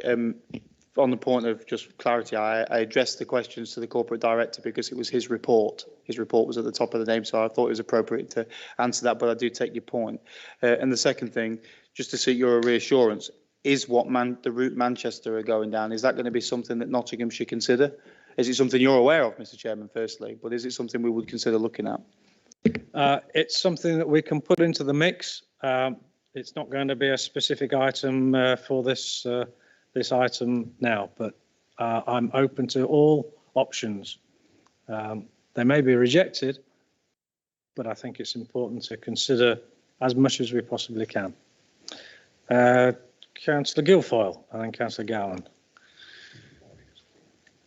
Thank you, Chairman. I support what the government expectations are on the EPs. I think it's brilliant. Bassett Law some people rely solely on the bus service to get about. Unfortunately, over the years, we've seen a reduction across the board because of lack of funding, including evening services and Sunday services. And in Bassett Law, the only really evening service that runs now is a bus that goes through to Doncaster. Luckily, that if you go to the town centre, you can catch it up to the hospital. But a lot of places, don't have a service after 6 o'clock, and that has created, real big difficulties for people. So hopefully, if this is right, we can look at bringing back some of those bus services. And including on a Sunday, some of those Sunday services. Now, I know the old slogan used to be, if you don't use it, you lose it. And, particularly that happened. Some of the services weren't frequented, but even to 2 or 3 people, they've been really, they were significant in able to get people to where they needed to. And I think we do need to look at joining up the services better. I have been saying in Worksop itself would like to see a circular bus service. When I talk to people, they can't get to, the cemetery to see their loved ones, in particular, because it's on a major roundabout. And so even if you walk there, there is a zebra crossing, but you're going across a dual carriageway, and it's on the fringes of the town centre. But there isn't a bus service that runs up in that area as such without you having to walk a little bit of a distance. So linking that with the hospital and some of the primary doctor services and some of the newer areas that haven't got a frequent service that have been built up. And there's also some rural areas that haven't got bus services these days. So for me, it's an area again where we do need to look at. And I know one of the reasons, and I know subsidise quite a few of the buses in the Bassett Law area because of its rurality, but clearly it's those after hours and those key points that people can't get to. So I would support this and you know, support some really good public consultation on it, as it states here that they're going to do that. And if we can be reminded when that starts, so we can put our 10 pence in. As you know, I don't drive, never have done, use public services all the time. And, you know, it does make it difficult even for you to get about. You know, if you're not mobile, it's difficult to get around these days. You know, and the only chance and opportunity is if there's a good frequent bus service. Some of the bus services have been reduced slightly due to the impact of COVID. Hopefully, I hope that they don't remain at this, whether it be half-hourly service or hourly service that they went to, and that they gradually build back up to the more frequent service. So that, again, you know, that's better for the public. So fully support what's being said. I'm not going to say I support Boris and all that. What I do is I support the policy. There's no way, you know. Anyway, I'm not going to. Yeah. So support. Right, I think we got the gist of it. Yeah. Thanks. Support the policy, Councillor Clark, and hope that we can look forward to improving the service out there for people. Right, that's two people supporting the Prime Minister. Right. Sorry, I did say Councillor Gowland and then Councillor Dobson. Councillor Gowland. Thank you. I would agree that we've got a fantastic bus service in Nottinghamshire. If you're lucky enough to live near the buses, I am, and I love the buses. But I'm aware of people who live not really very far from me in social housing and in old people's housing who don't have a good bus service in the town centre of West Bridgford. Buses are great, but they have to, if you know, you said don't use it, if you don't use it, you lose it. But if there's not a critical mass of service in terms of the timing of the buses and the availability of buses, people won't use them. If the last bus is at 6, you're not going to use it because you can't get home if you miss your bus. So there needs to be a coherent service that reaches a certain mass of service for people to be able to use it properly. But also, I think we need to make sure the bus services reach the social housing estates and the housing for elderly people, because those people absolutely rely on this service. And if they haven't got it, they've been people in West Bridgford are cut off from Friday night to Monday morning. They can't get the pint of milk. So we need to sort out that the services are meeting the people who need it. And yeah, these are great EPs, but if it's good enough for London, it's good enough for us. We need re-regulation. Thank you. Thank you. Right, I've got 3 more speakers and then we'll draw to a close. I've got Councillor Dobson, Wheeler and Wilmot. Thank you, Chairman. Thank you, Chairman. Yes, I concur with a lot of what Glyn has said. And on the recommendations, I've written, yes, yes, yes, what about the rural areas? And the reason I've said that, I want to pay tribute actually to Pete Matheson's team, because they've worked very closely with me 18 months ago before the pandemic hit, and we had a bus roadshow right across my rural area, and it worked and it's done well, but of course everything's gone flat again. So we need to build up. But at the end of the day, Andy Burnham's doing the right thing, and what I'd like to say is we've now got a leader of this authority that is a member of Parliament, and I'd like our leader to actually say to the Prime Minister, right, we need some more money. You're talking about green issues. Buses are part of green issues, and if we haven't got the money to run the buses or subsidise the buses, then we're not going to achieve the green issues. So I really would like, Mr. Chairman, if you would be so kind on behalf of this committee to actually speak to the leader about this and ask him as a special favour to Maureen, would he please speak to the Prime Minister for more funding? Mr. Matheson and his team will be delighted. So you want me to get the leader to agree with the Prime Minister as well? Why? Goodness gracious. Okay. All right. Councillor Wheeler.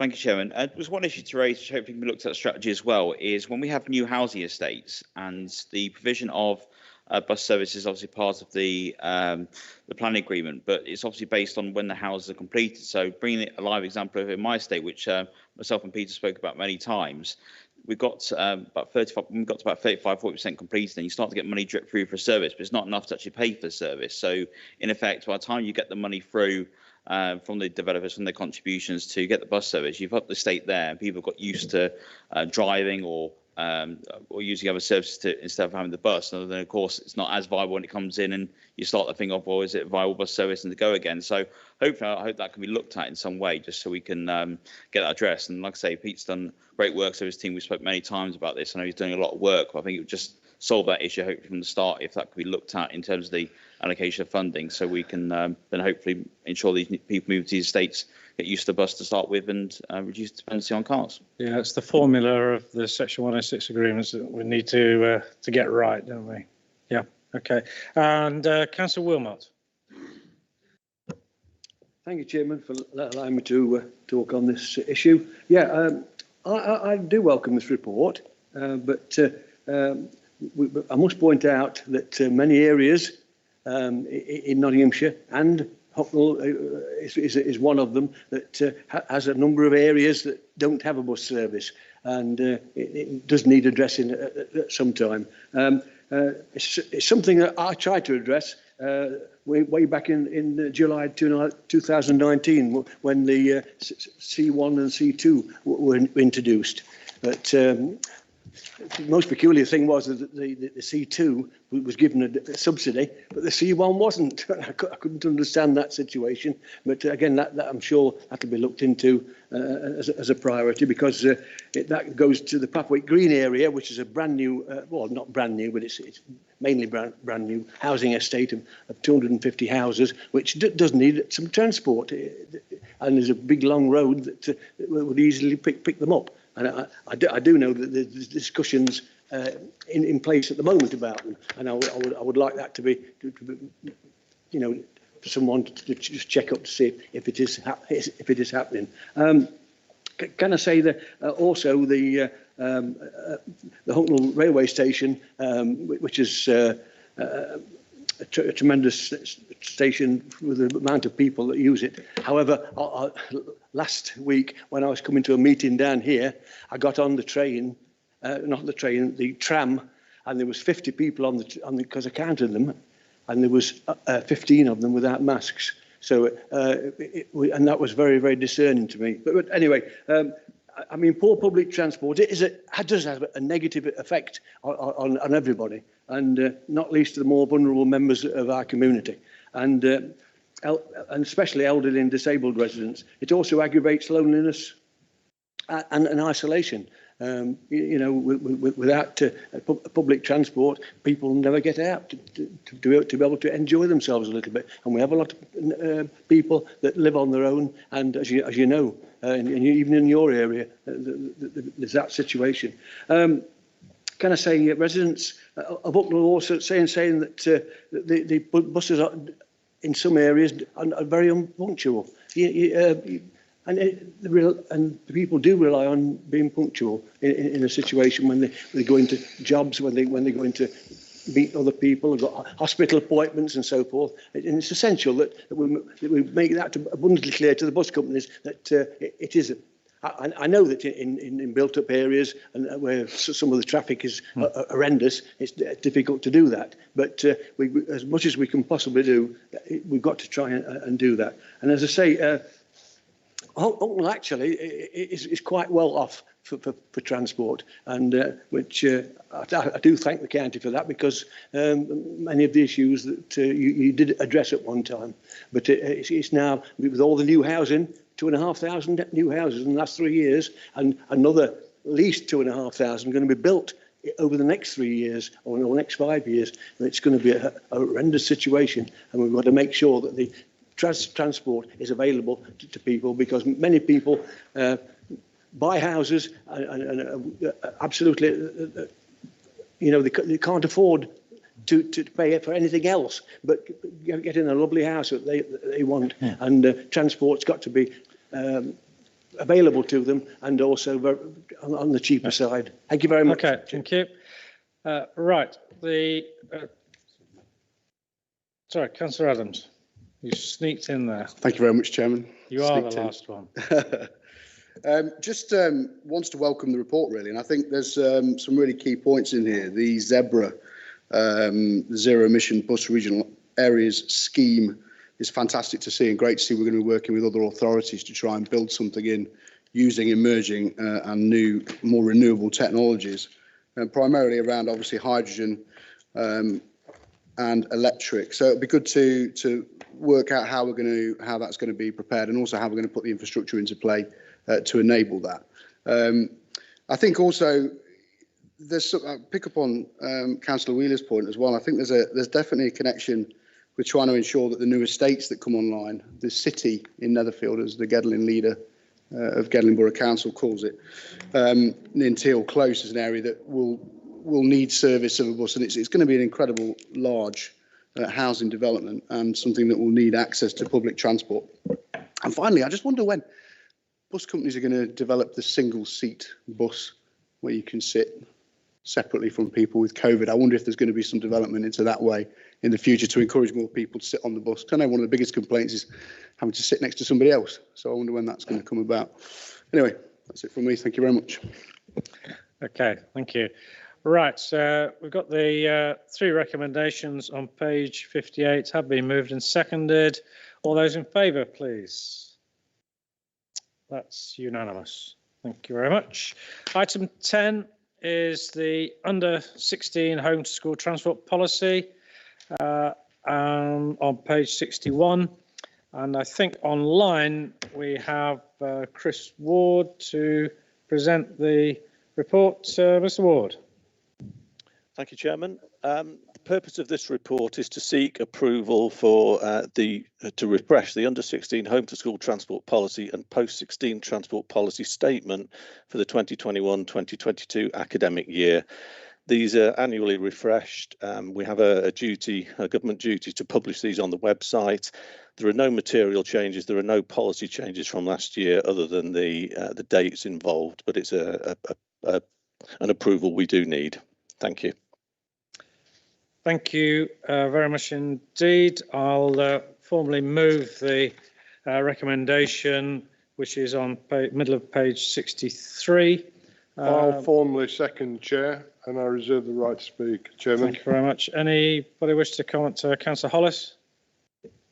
Thank you. I think one thing you enjoy with the online videos, Mr. Chairman, is Chris Wood's Madonna-style headset there. I think we all should have those in person meetings as well, instead of these things, or break out into song as well. But no, obviously overall this is a welcome report. But I just have a number of questions, and then followed by probably a political ask as well. So in section 5.63 of Appendix 1. The misuse of passes, including non-payment for season passes. How many bus operators asked for children's passes to be removed, and what was the outcome? And the second question in section 6 of Appendix 1, the home to school policy. Can the corporate director or members please indicate how many appeals were received by parents and carers who believe that the county council has assessed their entitlement to free travel incorrectly every year since 2017, and what was the outcome? And then finally, with Appendix 1, it continually talks about supporting children for low-income families. Can you please define what a low-income family is, and tell us how many there are in Ashfield this year compared to previous years? And I think finally, going back to my example of Greater Manchester Combined Authority, would this committee agree to carry out a feasibility study into free bus travel for 16 to 18-year-olds, and non-means tested to improve social mobility? This would be similar to the Greater Manchester's Our Pass, where 16 to 18-year-olds enjoy free bus travel, providing freedom to travel, work and learn. You would probably agree, Mr. Chairman, my time spent at Manchester City Council recently has been helpful, but yeah, this that seems like a good policy to provide 16 to 18-year-olds free travel. That, in my eyes, would only enhance what you're trying to achieve here on pages 61 to 104, but also get those people into town centres, get those people, as we spoke about with the bus strategy before, doing the social stuff, doing the hospitality, etc., all the things we want to try and encourage. But yeah, so they're my 4 questions, Mr. Chairman, on this report. Okay, thank you. And of course, I'm sure you've given prior notice of these questions to Mr. Ward, so he's probably already researched them. Mr. Ward, are the outcome of the misuse, how many appeals, and defining low-income families? We can certainly get the figures for the appeals. They're all recorded. But we'll have to provide those after the meeting, Mr. Chairman. As for local operators declining passes, we will have some figures on that.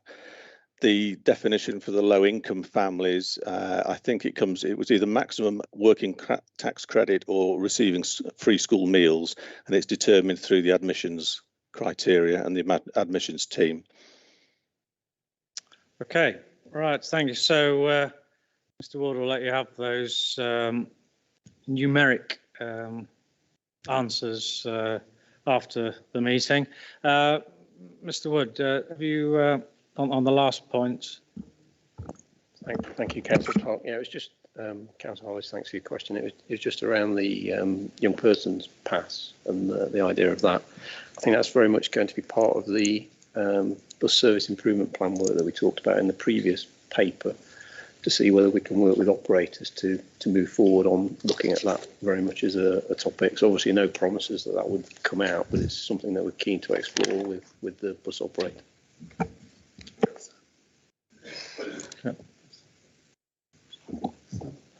Councillor Smith. Thank you, Mr. Chairman. And as Vice Chairman for Children and Young People, I obviously welcome this report as a way of funding residents to get to school. Mr. Ward, I apologise for not sending this to you in advance, but we've spoke about it previously. And on the point of appeals, there's lots of appeals coming to you from Beacon Heights residents due to the change of catchment areas that's taken place whilst applications to the bus pass scheme's been taking place. I wondered what fail-safes or mechanisms are in the report to prevent that from happening again. What happened was one academy extended their catchment area, which then means my residents who were eligible for it aren't now. And I understand you're dealing with them under appeals, but going forward, is there anything that we can do to ensure information is passed to schools and parents if that does happen again? We don't have power through my committee because academies are free to extend their catchment, so without consulting the council. So sorry for putting this on you to try and fix an issue that I can't, but I wondered if there was anything we can add to this report to do so. Thank you. I think the information is supported and passed out through the admissions group. The online catchment maps are provided and updated in line with the particular academy admissions criteria. Within the policy, we only have the statutory policy that we're adhering to, which is the nearest school or the catchment school. We are having a review of that, but there are pros and cons as to which way we take it, but we may well bring a briefing note to the chairman later this year.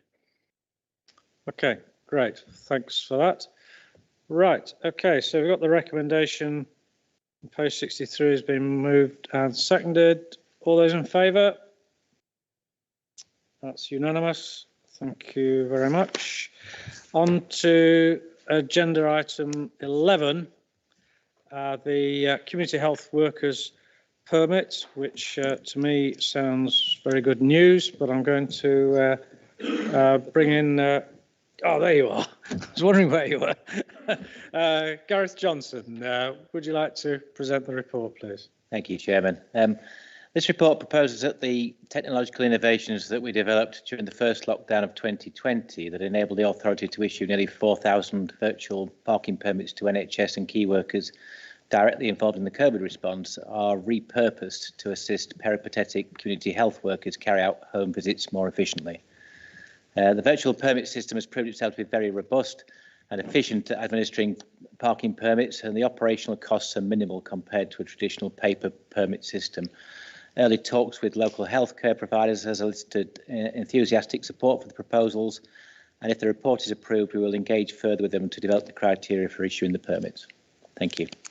Thank you very much indeed. I will move the recommendation. I've just lost the page just for a second. Yeah, sorry, on page 107, we'll move that recommendation, but I would like to just say that I think this is incredibly welcome. You know, our NHS workers, our healthcare workers and our social care workers, they don't need the stress of being under the cosh of being penalised for parking. They need to be getting on with their jobs, which they do incredibly well. And I'm sure we're all extremely appreciative of the work they do. So sort of taking that stress away from them, I'm sure will help them considerably. Do I have a seconder, please? Yes, Chairman. I formally second this item and echo your comments. Thank you very much indeed. And Councillor Guilfoyle? Fully support it, Chairman. I think it's a brilliant idea. Just one on a technical issue in relation to workshop and NHS workers, whether that did that include any at the hospital? Because I know Gary and people will remember that there was a particular problem with on-street parking in the area, and recently, as last year, double yellow lines were put in the area because the hospital put charges on. So therefore, staff who couldn't afford to park for the week were then parking on the road, which then meant that residents couldn't get into park where they lived. So there was a double yellow line system that was going round.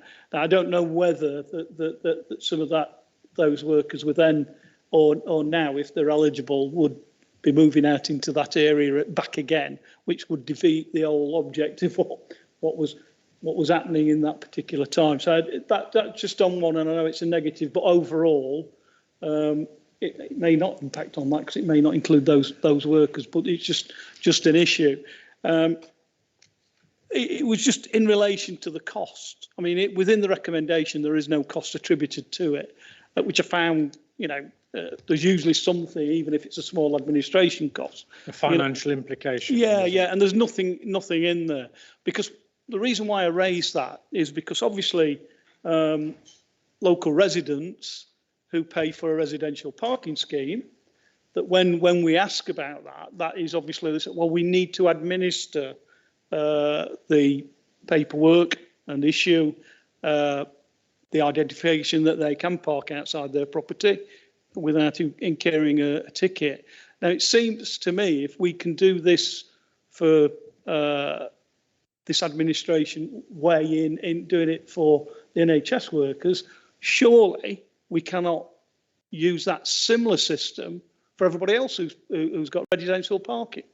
I mean, the report says it's easy, it's more efficient, it's cheaper to do, which would mean we would perhaps be able to reduce the cost or only give in certain cases. So if you have lived in a property for a particular year, once you've paid the administration cost, and you live there and your car registration number's taken and you live there for 20 years, why pay it again once this? Because the officers, if a vehicle's outside there, would be able to, through the NPR system, double check that. It could be of brilliant benefit, to the parking residential parking permit scheme. That's all. I mean, it begs the question for me when you read it. Why are we charging then so much for the residents parking scheme when we can probably administer it in a cheaper fashion? I don't know, Mr. Johnson, if you're able to answer anything about the financial implication of the. On the first point relating to Worksop Hospital, I'm well aware of this, but this is the intention of this is that it's for people visiting people in their homes, and at that particular location it's at the hospital. So that comes down to us defining the criteria tightly on that particular issue. On the costs, I mean, you're right, this does have wider benefits.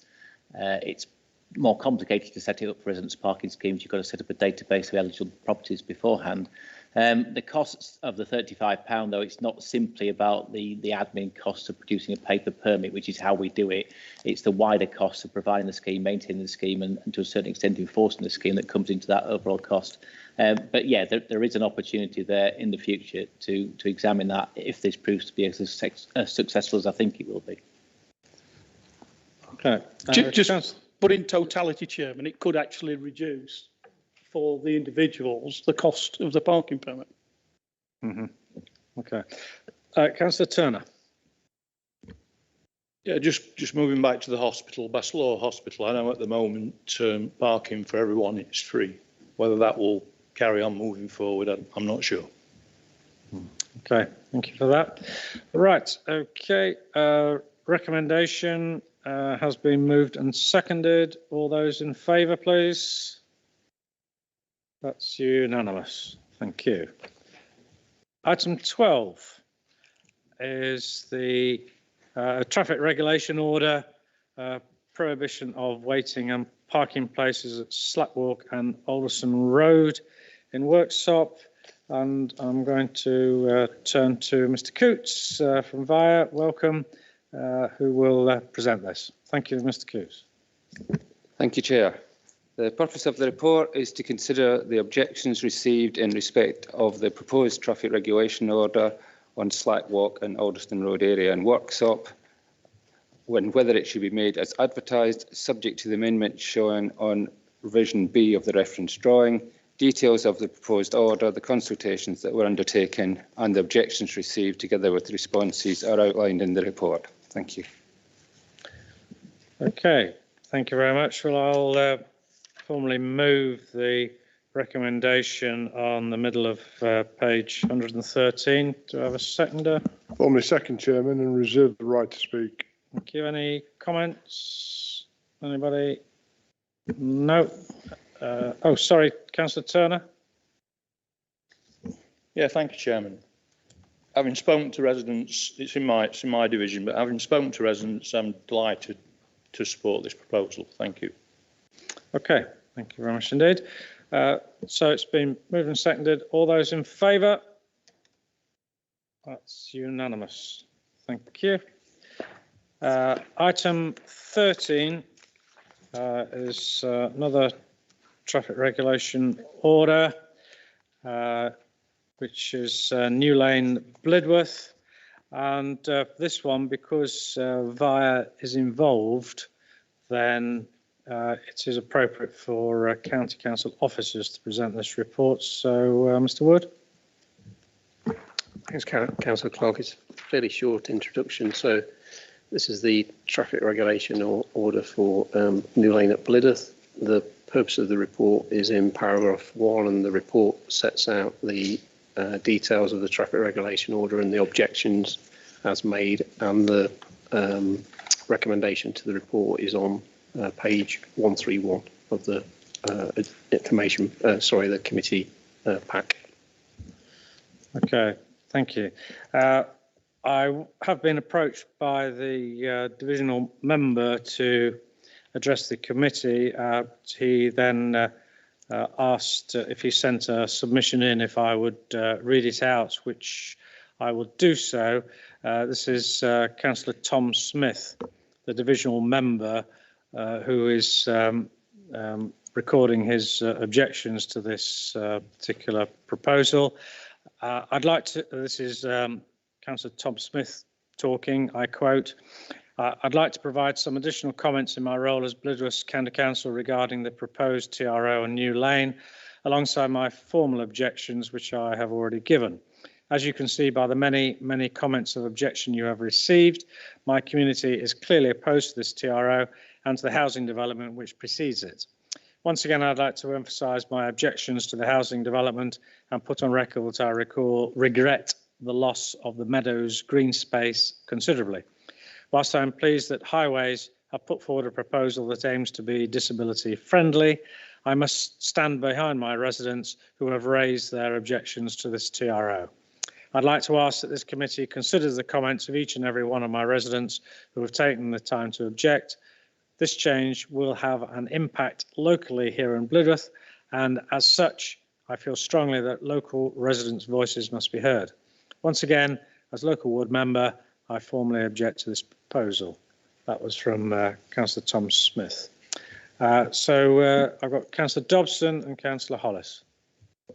Thank you, Chairman. I too want to object to this, only because I think this is something that actually the review could look at. I don't mean this particular per se, this document per se, but I mean where it says a lane, I'd like a lane to be identified as a lane.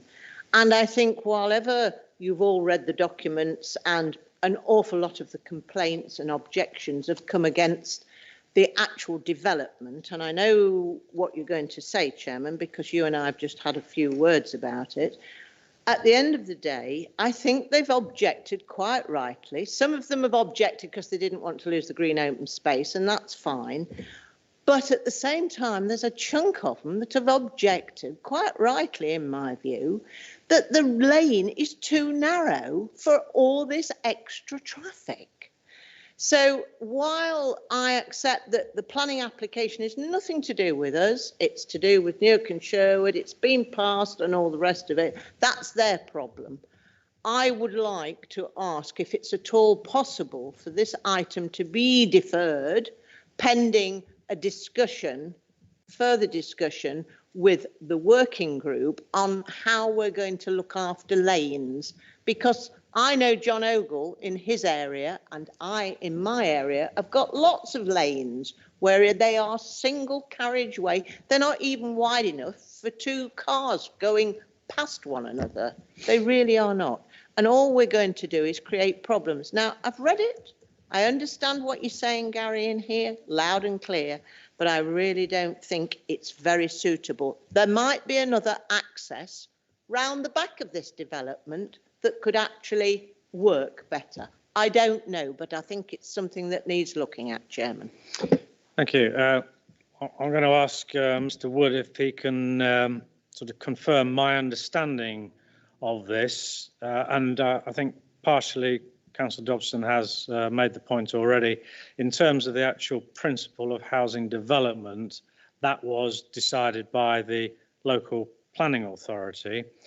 So therefore, it's not appropriate for objections to the housing development per se to be addressed. In terms of this particular traffic regulation order, and I can understand the comments in relation to a lane, which is fair enough, but I would have thought that the local planning authority, had there been a proposal for an alternative access, that should have been addressed at that time. And I suppose the real pertinent point I'm really asking Mr. Wood's confirmation is that this doesn't relate to the use of the lane per se, it relates to parking actually on the lane. So these are the parking restrictions on the lane rather than the use of the lane. Am I correct in that assumption, Mr. Wood?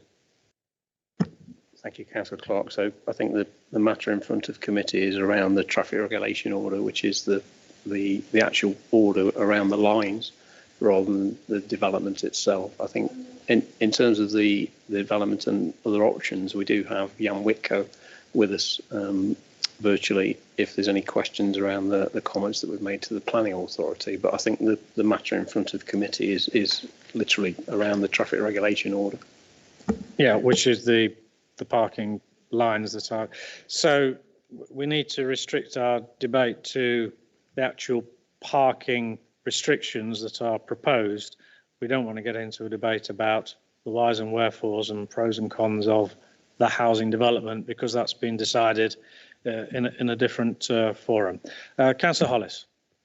Thank you, Mr. Chairman. And we'll be making my comments, just as you say, based on that, because we understand the planning application hasn't got anything to do with this authority or, frankly, anybody to do here. But also, we're being asked to make a decision.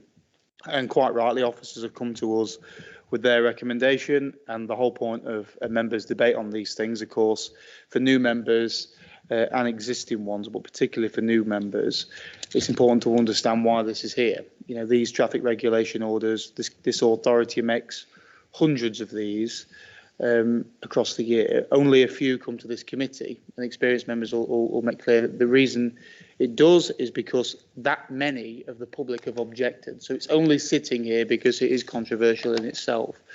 And to me, I mean, formally, Mr. Chairman, I will move that we move against officers' recommendations, and I know Councillor Wilmot will be seconding me shortly to reject this, and that's based on three things. Firstly, the collaborative approach. I mean, we've got the Conservative county councillor there, who now, of course, has the smallest majority in the county, proposing it. Our candidate who came second, Tina Thompson, spoke to me at length about this. She's approached by hundreds of residents who strongly objects to this based on much of what's in the report. And of course, the Labour group clearly very strongly object to this based on the report, based on the recommendations I've read from former councillor Yvonne Woodhead. So to me, it seems that we have a consensus politically against this.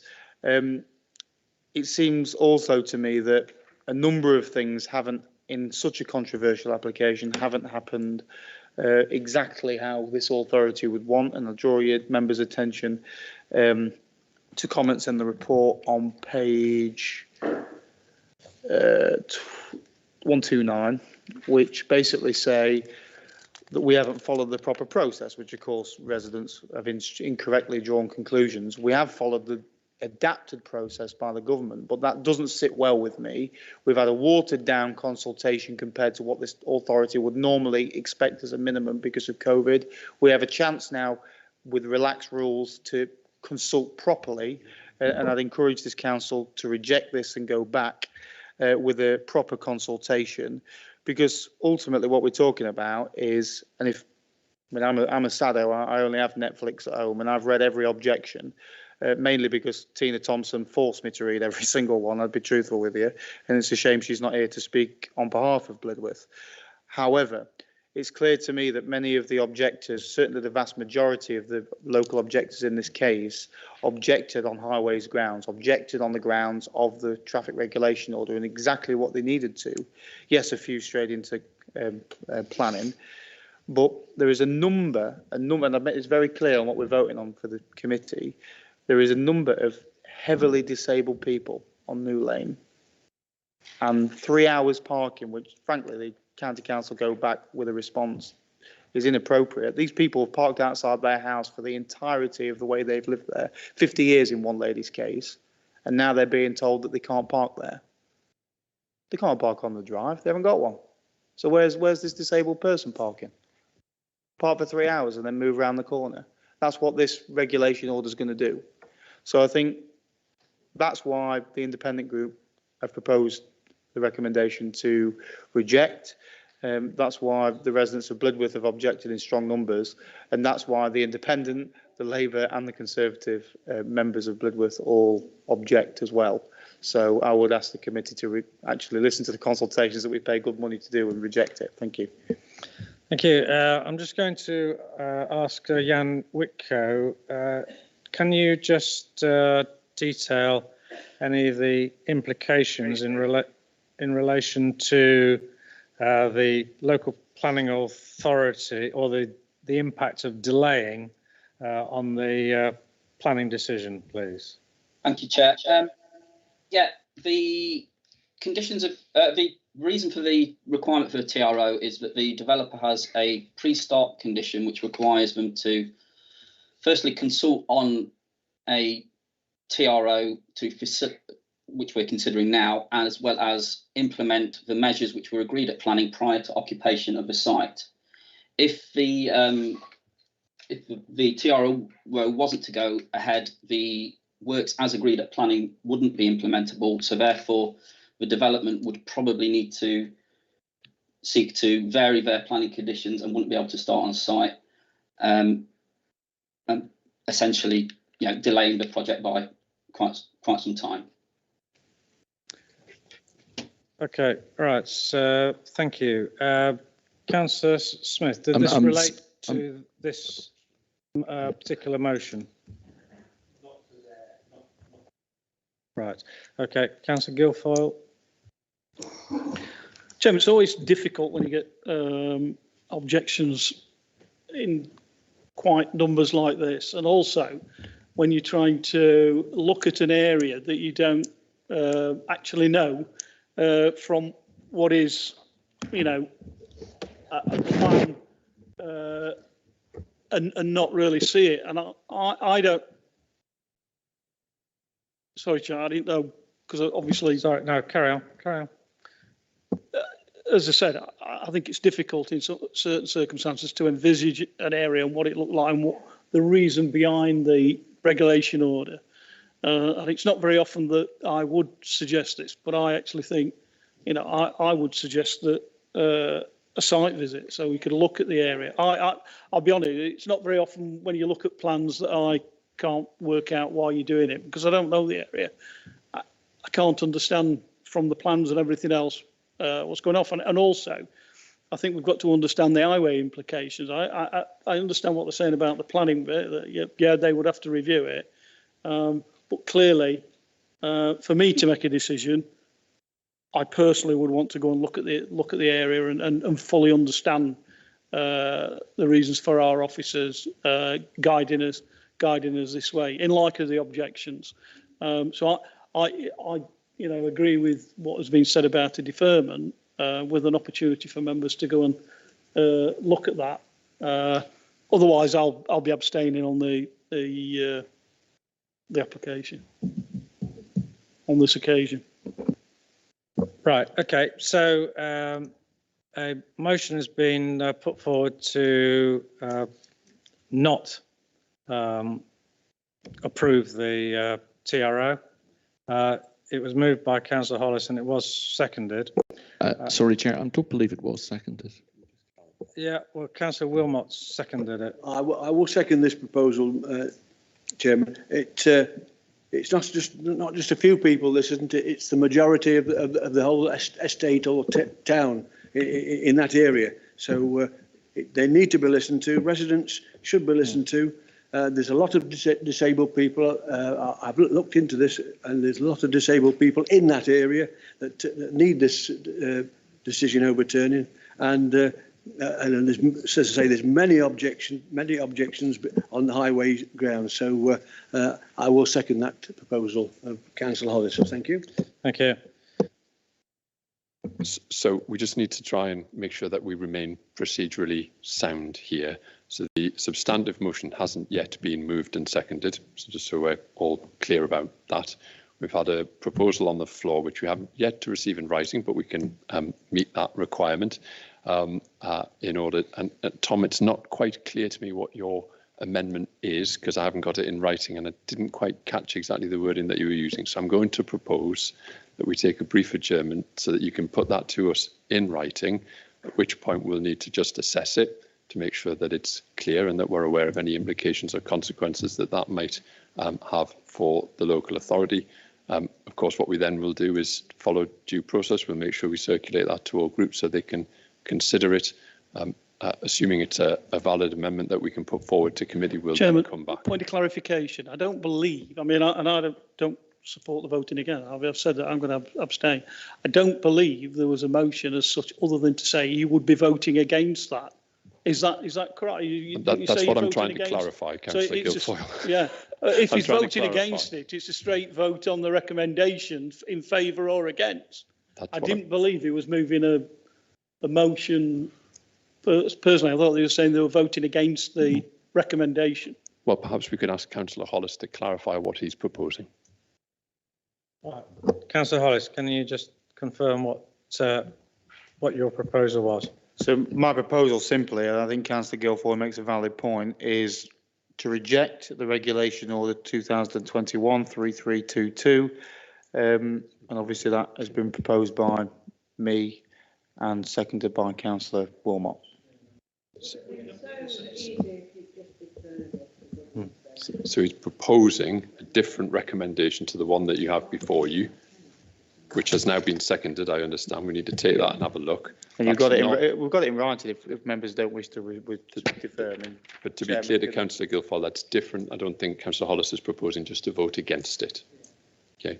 Of course, it will remain with the chairman to look at whether or not the report is deferred. But once we receive that in writing, I would suggest, Chairman, we take a short adjournment while we just make sure we remain procedurally sound. Can I just ask Councillor Hollis just one other thing? Given the fact that your proposal is just merely to reject it, then it'd probably be easier if we move and second the motion as a recommendation as set on paper, and then you can vote against it because it amounts to the same thing. Would you accept that?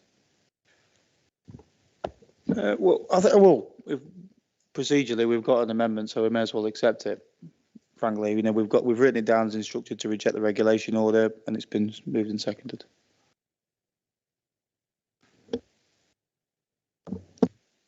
Right, so 5 minutes. I've got to do this properly. Right, okay. Well,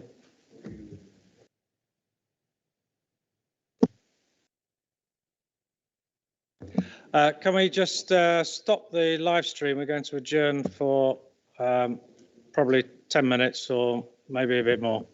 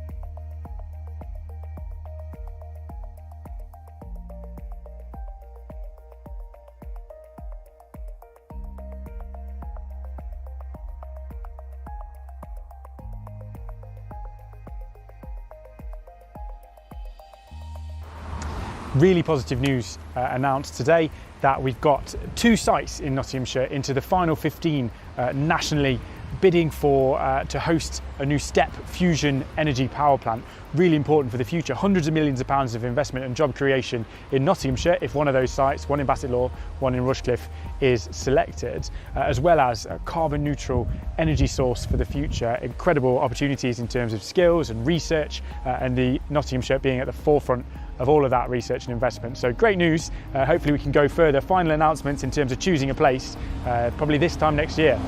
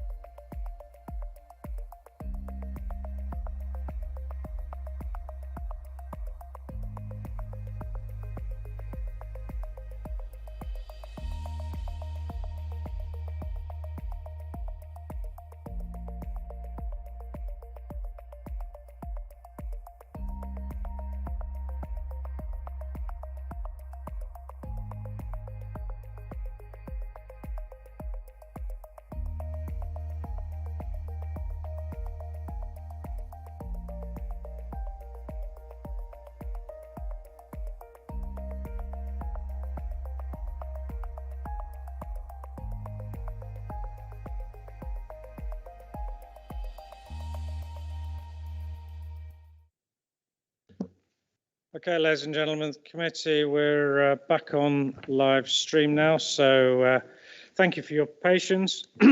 Just to clarify that Councillor Hollis moved that we reject the regulation order as set out on the agenda paper, and it was seconded. So it's just a straight vote. Those in favour of that motion to reject the regulation order is 4. Those against? 6. Abstentions? 1. Thank you. I will now move the recommendation as set out on the agenda paper on page 131. I Seconder. will second it formally, Chairman, and reserve the right to speak. Thank you. All those in favour of, sorry, Councillor Hollis? Yeah, if you wish. Well, I think we need to put on record that, I mean, I appreciate the committee's view, but what the hell is the point of having an election when your own councillor says reject it? The woman who came second by the slimmest majority in the whole county of 11 votes says reject it. The only other candidate on the ballot paper, the former county councillor, said reject it. The residents say reject it, and you guys are going to vote it through. I mean, have a look at yourself. I mean, what's the point in these consultations? Okay, thank you. I genuinely don't understand what the point is. I mean, I've just had a message from Tina Thompson, the independent representative there, who actually was getting quite excited, and she's one of the people today watching online, as we're able to do, and I think it's a real slap in the face to the people of Blyth what the Conservatives are about to do, to be honest with you, and that's all I have to say. Councillor Smith.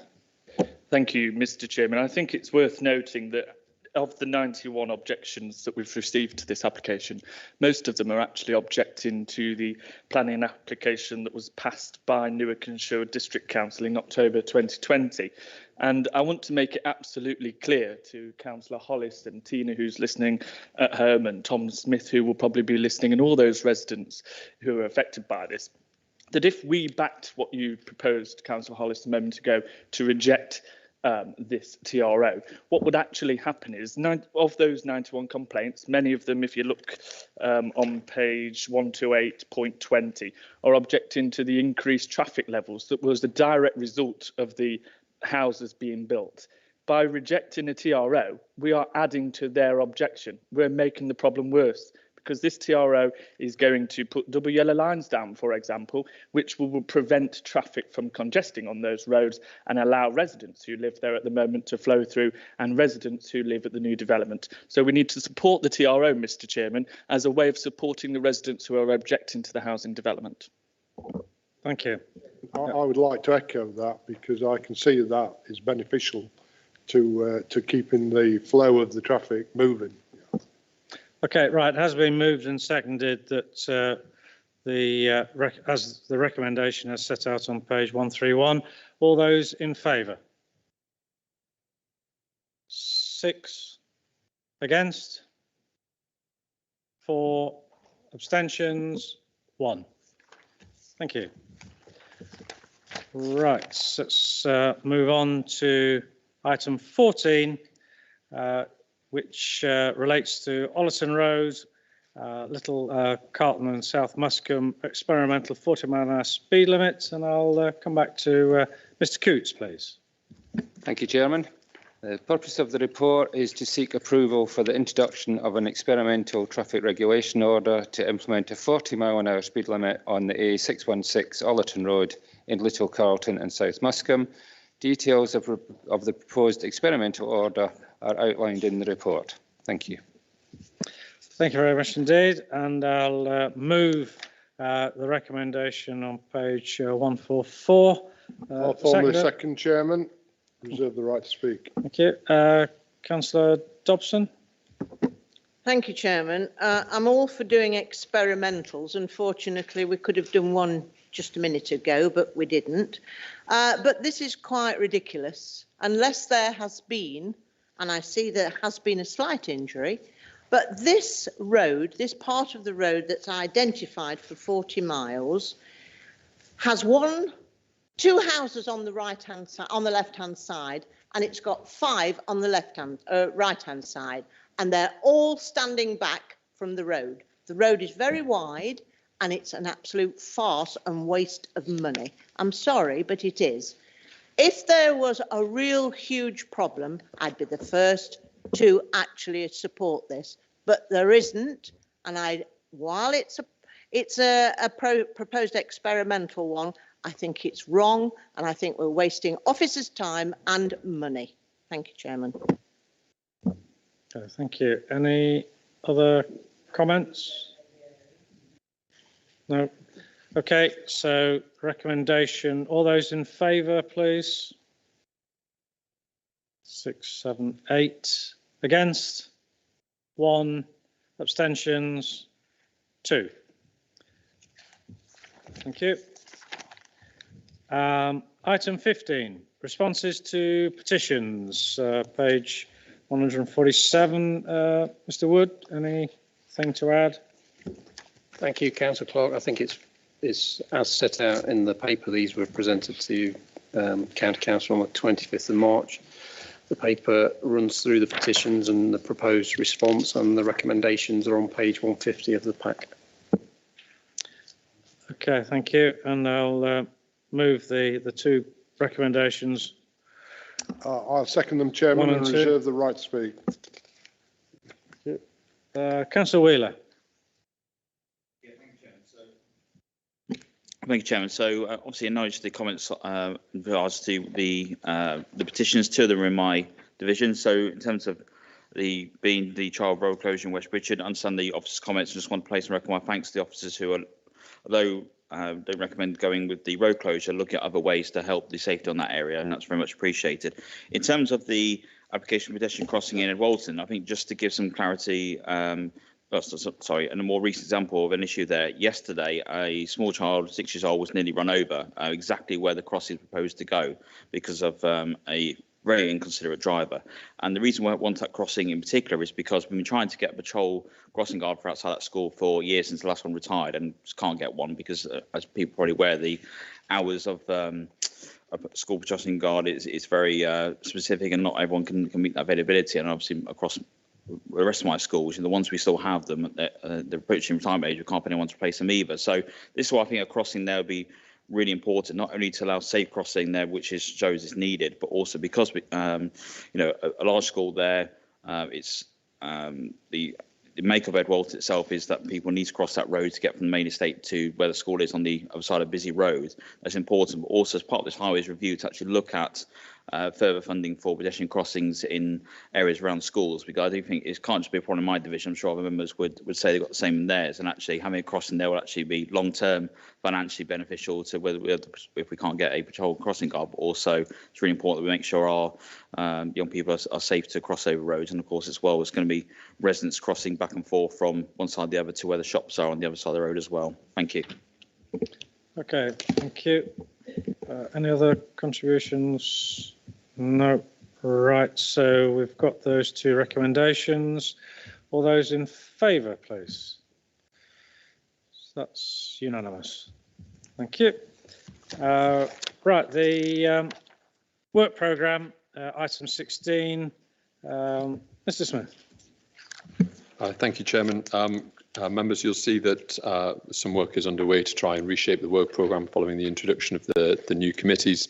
That work's in train. We'll be working with Chair and Vice Chairs just to make sure that we can reflect the new administration's priorities. Of course, it remains a live and dynamic document, and of course, I'm sure Chairman will be inviting of other questions or additions to the work programme that we can consider in due course. Thank you. And I'll move the recommendation on page 154 that we agree that work programme, but as Mr. Smith has indicated, that doesn't mean that it's not a living document, because it will be, and if we need to change things, then we can do. Can I have a second? So I'll second it under those circumstances, Chairman. Okay, Councillor Hollis. Thank you, and I think you can probably guess what my comments have been, probably beating Councillor Gowland to the same, is just to remind members the name of this new committee, Transport and Environment, and it's clear looking at the work programme that 90% of it is skewed, if not more, towards the transport.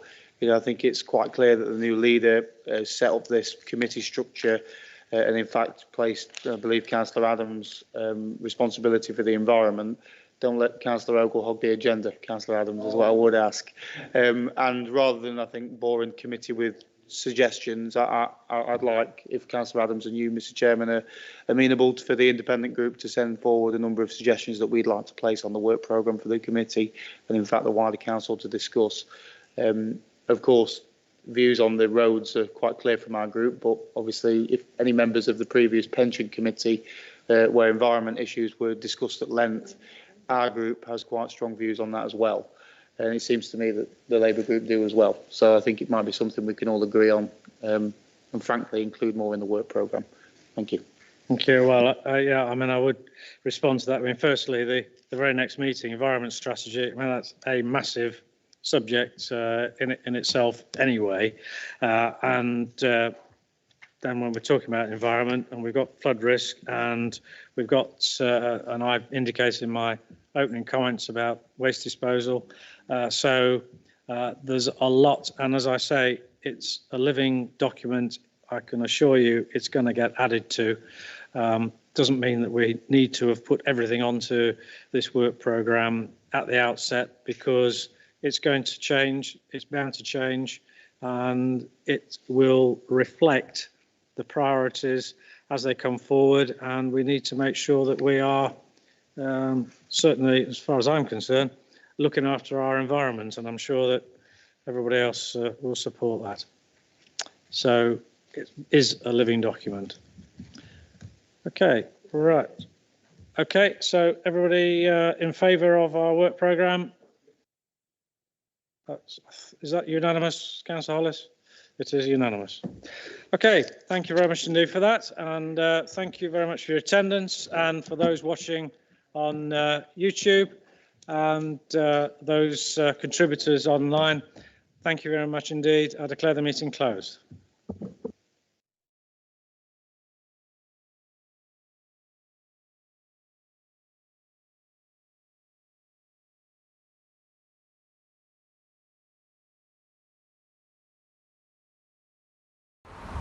Really positive news announced today that we've got 2 sites in Nottinghamshire into the final 15 nationally bidding for to host a new STEP fusion energy power plant. Really important for the future. Hundreds of millions of pounds of investment and job creation in Nottinghamshire if one of those sites, one in Bassett Law, one in Rushcliffe, is selected, as well as a carbon neutral energy source for the future. Incredible opportunities in terms of skills and research, and the Nottinghamshire being at the forefront of all of that research and investment. So great news. Hopefully we can go further. Final announcements in terms of choosing a place probably this time next year.